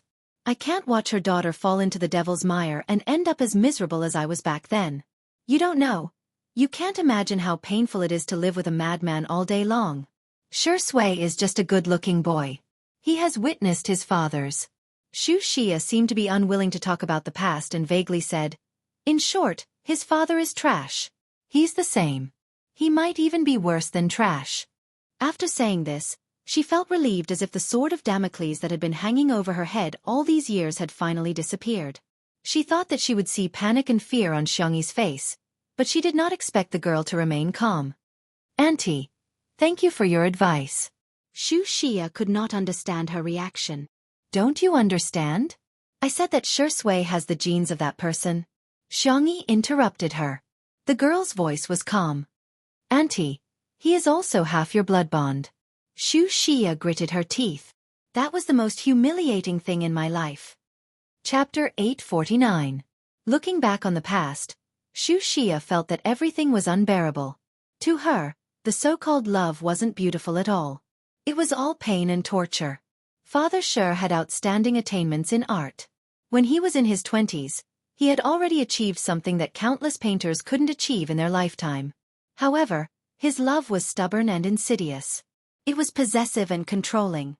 From restricting her social interactions at the beginning, it was extreme to restricting her freedom in the end. Wuxia shuddered at the thought of those dark days. At that time, she thought that the only person she could rely on was her son, Shui. However, what made her bitterly disappointed was that the 4 or 5-year-old Shui actually stood in his father's position and advised her to obey Father Shu. He even once said, "Mommy, Daddy just loves you too much." Thinking of this sentence, Wuxia retched. Because the psychological trauma was too serious, her face paled visibly. "Aren't you afraid? Aren't you afraid that he'll turn into a lunatic, a monster, or a devil? He'll lock you up and not let you see anyone. He'll control your diet, clothes. Even the fragrant shower gel will be chosen by him." Wuxia sneered. "You're still young. Maybe you've been poisoned by those novels and comics. You think that being a caged canary and a daughter flower clinging to a man is a romantic love that people yearn for. No. Let me tell you, that's not love at all. It's just a perverted restriction of personal freedom. She leaned against the back of the chair and closed her eyes tiredly as if she had exhausted all her strength. Xianxia added some hot tea to the cup that she hadn't touched much. Auntie, I sympathize with your experience. After going through all that, it must be difficult for you to walk out of it. Xianxia revealed a gratified smile. It's good that you can wake up in time. However, Xiangyi's next words froze her smile. Uncle Sure is Uncle Sure. Sure Sui is Sure Sui. Even if they are bound by blood, they are still independent individuals. You don't treat Sure Sui as your son. I respect your choice. But he's not trash, and he's not crazy. Although there are times when he's childish and even bullies kittens, he's the best, most gentle, and most reliable man in the world. Xianxia looked at the girl in front of her in disbelief. Why? Why? She had even revealed the secret that she had kept for so many years. Why hadn't Xiangyi left Sure Sui yet? Xianxia's chest heaved up and down, and it took her a long time to calm down. She regained her noble and elegant appearance and took out a card from her limited edition crocodile leather bag. I've already said what I wanted to say. It's up to you whether you want to listen or not. Take this card, and I'll pretend that I don't have a son. Xianxia said proudly, remember, if you choose him, then I won't give you my blessings. Never. Xiangyi frowned and took out a wallet from her third brother's canvas bag. After opening it, she saw a stack of black and gold cards. Under the sunlight, it was almost blinding. Xiangyi took out the cards one by one slowly and placed them in front of Xianxia. Auntie, this is a small token of my respect. Please remember that you didn't abandon Sure Sui. Sure Sui doesn't want you anymore. He has me for the rest of his life. Chapter 850. Xianxia left out of anger. She left in a disheveled state, just as elegant as she came. She naturally couldn't accept Xiangyi's cards, but the cards that she threw at her were worse than slapping her in the face. Phew! Xiangyi exhaled and couldn't help but put a hand to her forehead when she recalled her childish behavior just now. She had only seen her uncle throw the cards at her and she felt extremely ashamed back then. However, today, she felt a little exhilarated. Ahem. She inadvertently looked around and saw the slender figure under the gardenia tree not far away. Xiangyi got up and scurried over. Sure Sui was twirling a cigarette in his hand, but he didn't smoke it.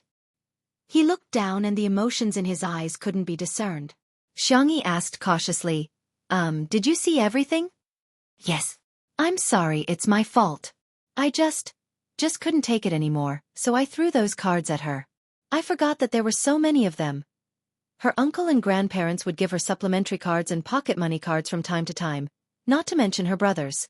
Since she was a child, Xiangyi had never received any cash in the red packets she received. They were either cards or deposit slips. Xiangyi explained softly, and her whole body was suddenly hugged. Sure Sui buried his head in her neck and rubbed it twice. He was such a mature and serious man, but now, he was acting like a spoiled child. Tutu, you're very good. You're the best in the world. Xiangyi said with a smile. Some people say that I'm speaking in an appropriate manner, and some people say that Xiangyi has been passed down from generation to generation. It seems to make sense. Sure Sui hugged her even tighter. Can I hug you for a while? Xiangyi wrapped her arms around his waist. Sure, boyfriend. Xiao Naofu, who was watching the show in the corner of the greenhouse, was speechless. Is it popular to lure Hu in and kill him now? I suddenly miss little Shiji. If it's here, it'll hug me too. More than 10 seconds later. Sure Sui let go of Xiangyi and adjusted his mood. I'm sorry for making you suffer. Sure Sui laughed self-deprecatingly. I didn't give my blessing to our family. Xiangyi shook her head. No, it doesn't matter if she doesn't bless us. We don't need her blessing. She doesn't want you, but I want you. Sure Sui, don't be sad. Anyway, I won't allow it. The little girl's serious look with a taut little face made one's heart flutter. Sure Sui chuckled. Okay, listen to Tutu. Xianxia was right to a certain extent. He had inherited Father Sure's genes, stubborn and heartless. He had heard worse words countless times, but he had never taken them to heart. From the beginning to the end, he was worried that Xiangyi would be wronged. By the way, when is your birthday? I remember Uncle said that you were born in autumn. Why did your personal information say that you were born on January 1st? Xianxia changed the subject. Shui said. I don't know. Ha! Shui said helplessly. I really don't know, no one remembers. His birth was an accident. At that time, Xianxia was born prematurely, and Father Shi's mental condition was already very bad. He refused to send Xianxia to the hospital and hired a medical staff to deliver the baby at home. Although they hired a top doctor, Xianxia and Father Shi got into a heated argument. In the chaos, everyone forgot which day Shui was born and only remembered the approximate time frame. Chapter 851. Xianxia was stunned for a moment. She hit her forehead, feeling a little annoyed. If she had known earlier, she wouldn't have asked. Shui grabbed her wrist and teased. My girlfriend is not allowed to hit herself without permission. Come, let me do it for you. He bent down and approached Xianxia. Xianxia retracted her small hand and pecked his cheek lightly like a dragonfly skimming the water. Boyfriend, do you want to celebrate my birthday with me? This time, the person who was stunned was Shui. I'll take it that you agree if you don't say anything. Xianxia's doe-like eyes were filled with gentle moonlight. Then it's settled. I'll go prepare a gift for you. You're not allowed to peek. The girl ran back to the living room. Shui's Adam's apple bobbed. After a while, he suppressed his emotions and smiled. How lucky was he to meet his little bunny? Star City. In less than 10 days, the popularity of the account, Bunny, had plummeted and disappeared from the public eye. Stopped live streaming and used the star coins in her account to buy things without restraint. She even listened to people's words and bought the so-called wealth management products that guaranteed profits and no losses. She even paid off the loan. When she woke up, she realized that all her money had been taken away. Almost fainted. Soon, she was exiled to the barren original Sin planet because she couldn't pay off the loan. She wanted to ask Fu Zichuan for help, but she couldn't contact him at all. When she finally contacted Fu Yunyue, the other party's attitude was very cold. Couldn't figure it out and asked, aren't we good friends? Everyone in the galaxy knows that we're very close. You've given me so many gifts. Fu Yunyue, I'm sorry, that's a reward for Tutu, not for you. Refused to admit it. I'm Tutu, really. I'm not lying to you. There was no reply for a long time. She sent another message, only to realize that she had been blocked. Yi's vision turned black, and she was in complete despair. She finally paid the price for her greed and courting death. After being exiled, Yi's optical computer was also confiscated. In the optical computer, Yi was still fighting against the virus. He calculated the results. According to the current progress, he would be able to break the virus in 123 years and regain his freedom. However, that day would never come. The main system has found Yi's location. It was only when he truly faced the main system that Yi realized just how weak his so-called secondary system was. He couldn't even withstand a single blow. The main system had been operating for many years, and the amount of energy it had accumulated was undoubtedly terrifying. The simulated photon beam bombarded Yi a few times, and Yi's core data was damaged, causing him to fall into a near-death state. What shocked him even more was that the main system didn't kill him right away. Instead, it started the process of devouring him. Yi's figure appeared on the main system screen when he had devoured 2/3 of it. It was like a child discovering a new world for the first time, constantly changing its shape. Men, women, cats, dogs, and even all kinds of strange creatures. When it changed to Fu Zichuan's face, it exclaimed. It seemed a little familiar? That's not right. It searched through Yi's memories and found Shui's appearance. Wasn't this?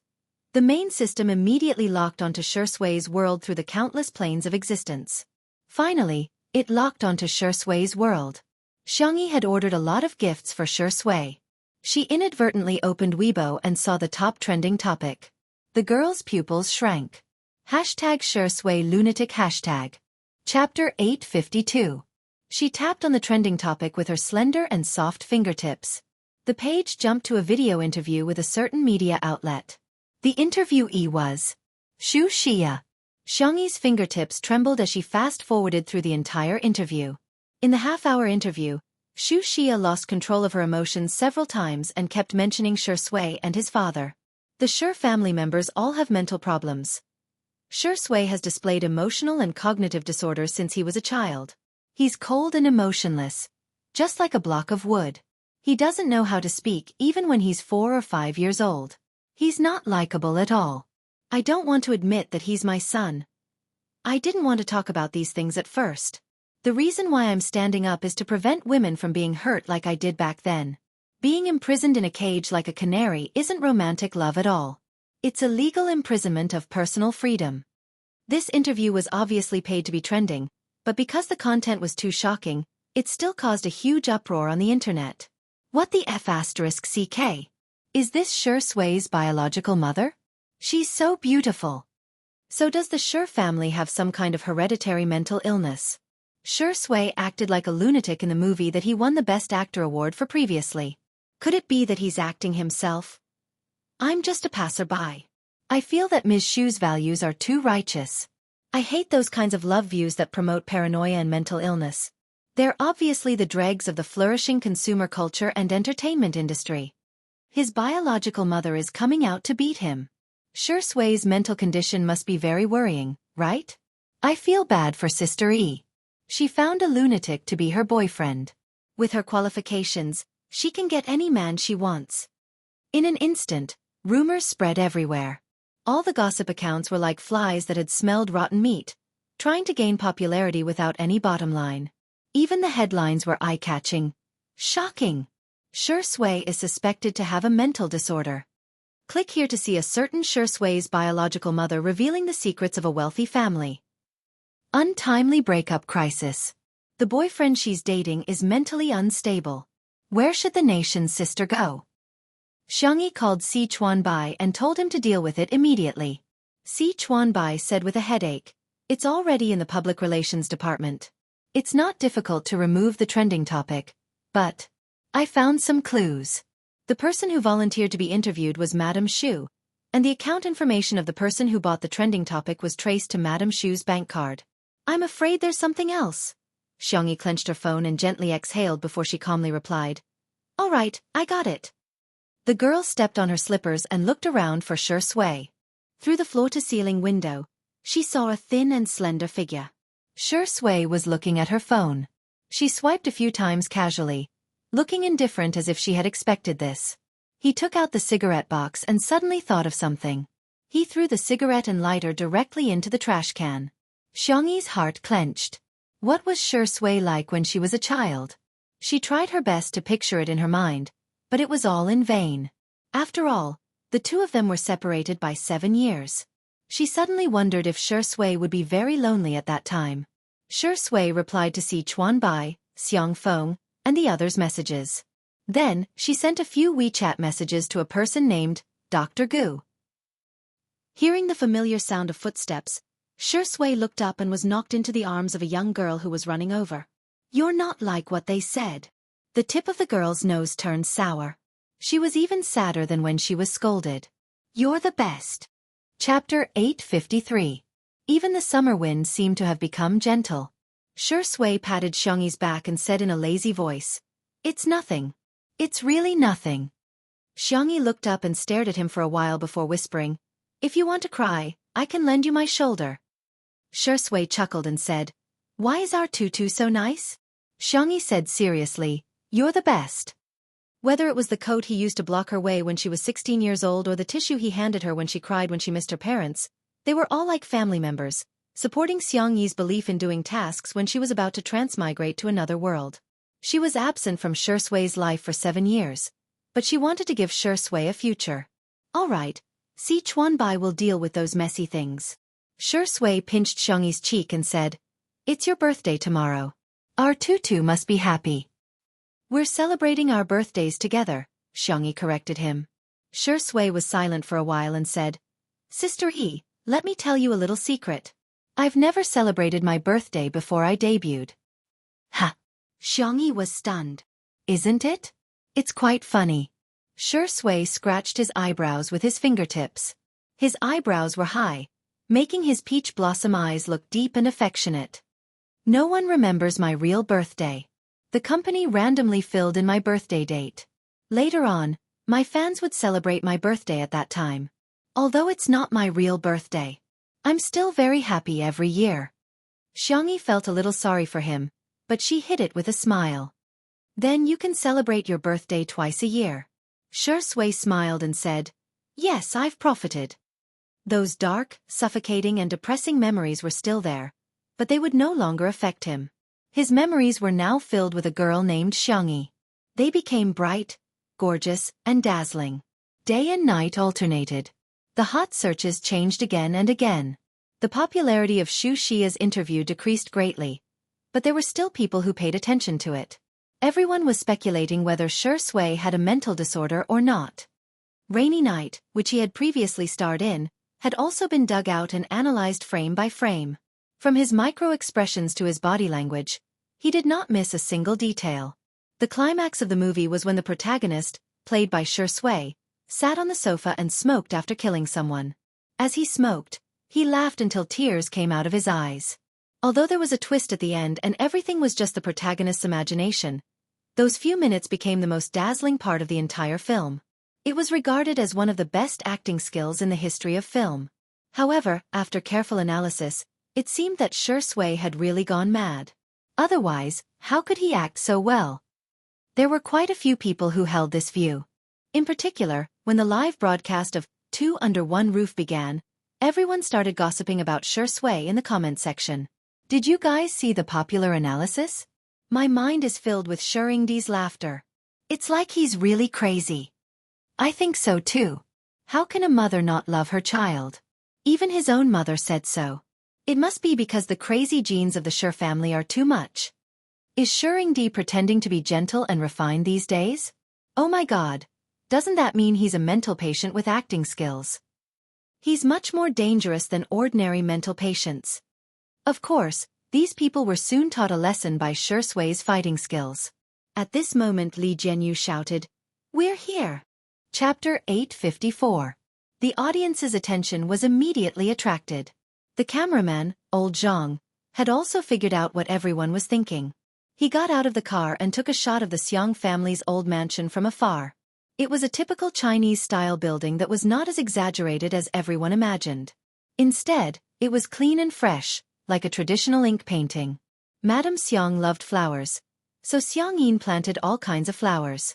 From the gate to the courtyard, all kinds of flowers and plants were taken care of very well. Shui got out of the car and opened the door for Xianxia. Xianxia jumped out of the car with light footsteps and casually picked a rose from the side, which she then pinned to Shui's ear with a smile. Shui looked a little helpless, but she still smiled gently and let Xianxia do whatever she wanted.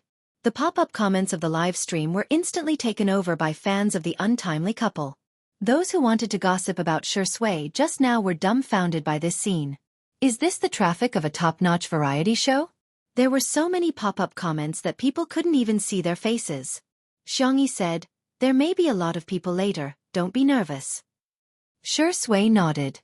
The audience thought that she was just saying it casually, but when the production crew entered the courtyard, they realized, it's not a lot. It's a ridiculous amount, okay? There was an open-air party set up in the courtyard, and more than 10 tables covered with white cloths were set up in the form of a buffet. There were staples, desserts, drinks and so on. The courtyard was large, but because there were hundreds of people there, it actually seemed cramped. Upon sight of Xianxia, a group of people surrounded her like stars surrounding the moon. "Miss Xiang, happy birthday! Miss Xiang, I hope you'll always be as beautiful as a flower. Ha ha ha, long time no see, Miss Xiang, you'll always be 18. These people were basically the partners of the Xiang family's company, and some of them were socialites and heirs. Their relationship with Xianxia was so close that they couldn't even be considered plastic. Xianxia maintained a polite smile, exuding an outstanding girlish aura, like a proud white swan. The apricot-colored dress was tailored to fit her body perfectly, and every stitch was personally sewn by Xianxia and his assistant. The hem of the dress was specially embroidered with layers of lace, and there were also various exquisite embroidery on the dress. It was an exclusive haute couture dress that even top celebrities couldn't borrow. In the live stream, "Ah, my daughter is so beautiful. This set is amazing. Sister E really looks like the little princess. Her temperament is so good. Oh my god, is this Ms. Perfect's birthday party? I just checked and found out that the red wine on the table is brand E, and a bottle costs 5 digits. It's like a buffet. Cack. Xianxia held Shui's arm as they passed through the crowd and entered the inner courtyard through a circular arch. Only then did the audience realize that there was a completely different world inside. There were a few clumps of green bamboo, a few rockery, and a few clusters of flowers. Everywhere was filled with a sense of harmony and safety. There was a small wooden horse with rabbit ears, a swing with a bow tied to it, and a small rubber band tied to the sycamore tree. It was full of life. These things are actually still here. Xianxia murmured softly. These were all things she had played with when she was young. She didn't expect them to be so well preserved. She felt a little guilty. After she moved out, it seemed that she rarely came back. Little Xianxia. Her uncle's voice pulled her back to reality from her melancholy. Xianxia looked in the direction of the voice, and the corners of her mouth twitched slightly. She saw that Xiang Feng had countless gift boxes stuck to his body, and there was even a ribbon tied to his head. He looked just like a Santa Claus in action, exuding a silly aura. He chuckled and said, "Come, open the gifts." Chapter 855. Xianxia tilted her head and tapped her chin with her fingertips as she analyzed seriously. It must be a trap, just like the year before. Xiang Feng had used a similar trick before. He took out 5 boxes for Xianxia to reach in and pick a gift. Xianxia opened a box and felt something hard and cold. Xiang Feng laughed wickedly and said, "There's a box with a spider in it." Xianxia retracted her hand. A spider the size of an adult's palm was crawling on the back of her hand. She was so scared that her face turned pale. Although Xiang Feng quickly explained that it was just a toy that mimicked a spider, he was still beaten up by the Demon King until he cried and crawled up a tree.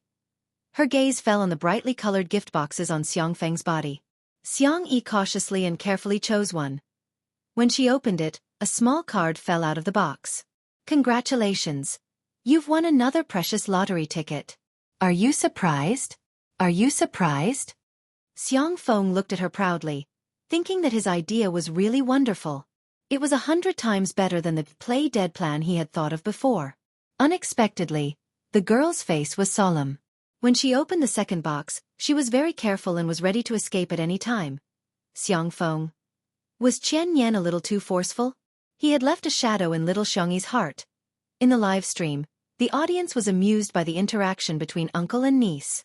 Ha ha ha, where's the trust between people? What did little uncle give Sister E before? 2333. I'm so immersed in this, I'm starting to get nervous with Sister E. The second box was opened. Xianxia immediately retreated and cautiously observed the contents of the box. It was still a small card, but this time, the content was frowny face congratulations. You've won another 5 precious lottery tickets. You're the lucky girl. Xiang Feng. Wow! 5 more draws. Little Xianxia is so lucky. Xianxia. Xiang Feng. Was it an illusion? Why did it feel like his little niece didn't really want to draw? Shui chuckled. Excuse me, can a family member draw on your behalf? Xiang Feng glared at him. What kind of family member are you? Xianxia smiled. Sure, you can draw for me.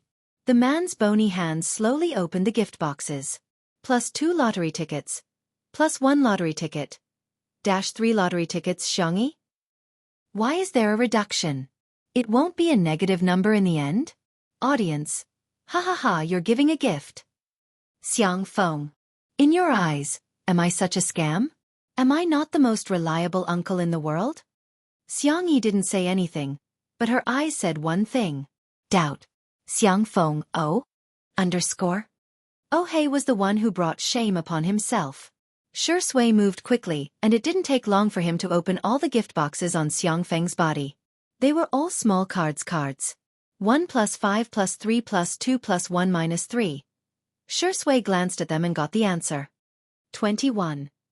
That's fast. Xiang Feng complained in a low voice. He cleared his throat and said, Congratulations, little Xianxia. You've won a total of 21 lottery tickets. Each ticket can be exchanged for a gift. 21 years old. Corresponding to 21 gifts. Xianxia was stunned. So she had misunderstood her uncle. Xiang Feng said mysteriously, I didn't put a spider this time, I put a little frog. I caught it with my own hands. Ha!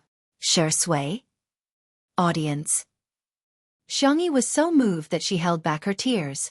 Chapter 856. Spiders and frogs happened to be the two creatures that Xianxia was most afraid of. Xiang Feng, who had watched her grow up, knew this very well. The program crew looked at each other and came to a conclusion. Sure enough, there was a reason for everyone's love and bullying. The live stream viewers couldn't help but laugh. Xiang Feng, what kind of boss are you? Little frog. Xiang Feng, lonely, lonely, lonely, does it sound good? Smile, smile. Case solved, little uncle's bullying status is well deserved. No one can shake him. Even though her little uncle was indeed a little unreliable, Xianxia still hugged Xiang Feng. Little uncle, you're so nice. Xiang Feng said matter-of-factly. Of course you're good to our little Xianxia. Our little rabbit is worth it. Xiangxia's little face dimpled as her heart warmed. At this moment, Xiang Feng changed the topic. We've already used spiders and little frogs. What surprise should we prepare for next year? Lizards? Snakes? Little uncle's bad taste was really... Xianxia sighed helplessly. Forget it, forget it. What else can my little uncle do? As long as he was happy. The three of them walked towards the living room. Xiang Feng was still showing off his excellent idea, skipping along as he walked when he suddenly heard his little niece whispering to Sure Sui. Except for the little frog. I'll give you half of my gift later. The man chuckled. Thank you, Sister E. Xiang Feng? Why did she dislike his little frog? He was the one who kissed it by the pond. Hand. Grab. Hand. The live stream viewers cheered, yes, yes, yes. What was this? This was a sugar duck. In the living room. Everyone was changing their shoes at the entrance. Xianxia naturally had her own exclusive bunny ear slippers. Xiang Feng and the other crew members were wearing ordinary gray slippers, but they were all new. As for Sure Sui, she had a pair of disposable slippers. The kind that the hotel gave away for free. Sure Sui didn't mind and calmly changed into them. Xiang Feng elbowed him and gloated, it's your first time visiting, so it's inevitable that you'll feel wronged. Sure Sui smiled. Why would I feel wronged? I'm happy that Tutu brought me home. The moment he opened his mouth, the old dragon's well had a strong taste. Xiang Feng. Humph. Glib tongue. A cold sneer came from the kitchen. She looked in the direction of the voice to see that Xiang Yin was standing at the entrance of the kitchen with glutinous rice noodles in his hands. Xiangxi's eyes curved with a smile. Grandpa, are you making red bean cake? I'll do it for you. Xiang Yin glared at him and barked. Go away, what are you doing?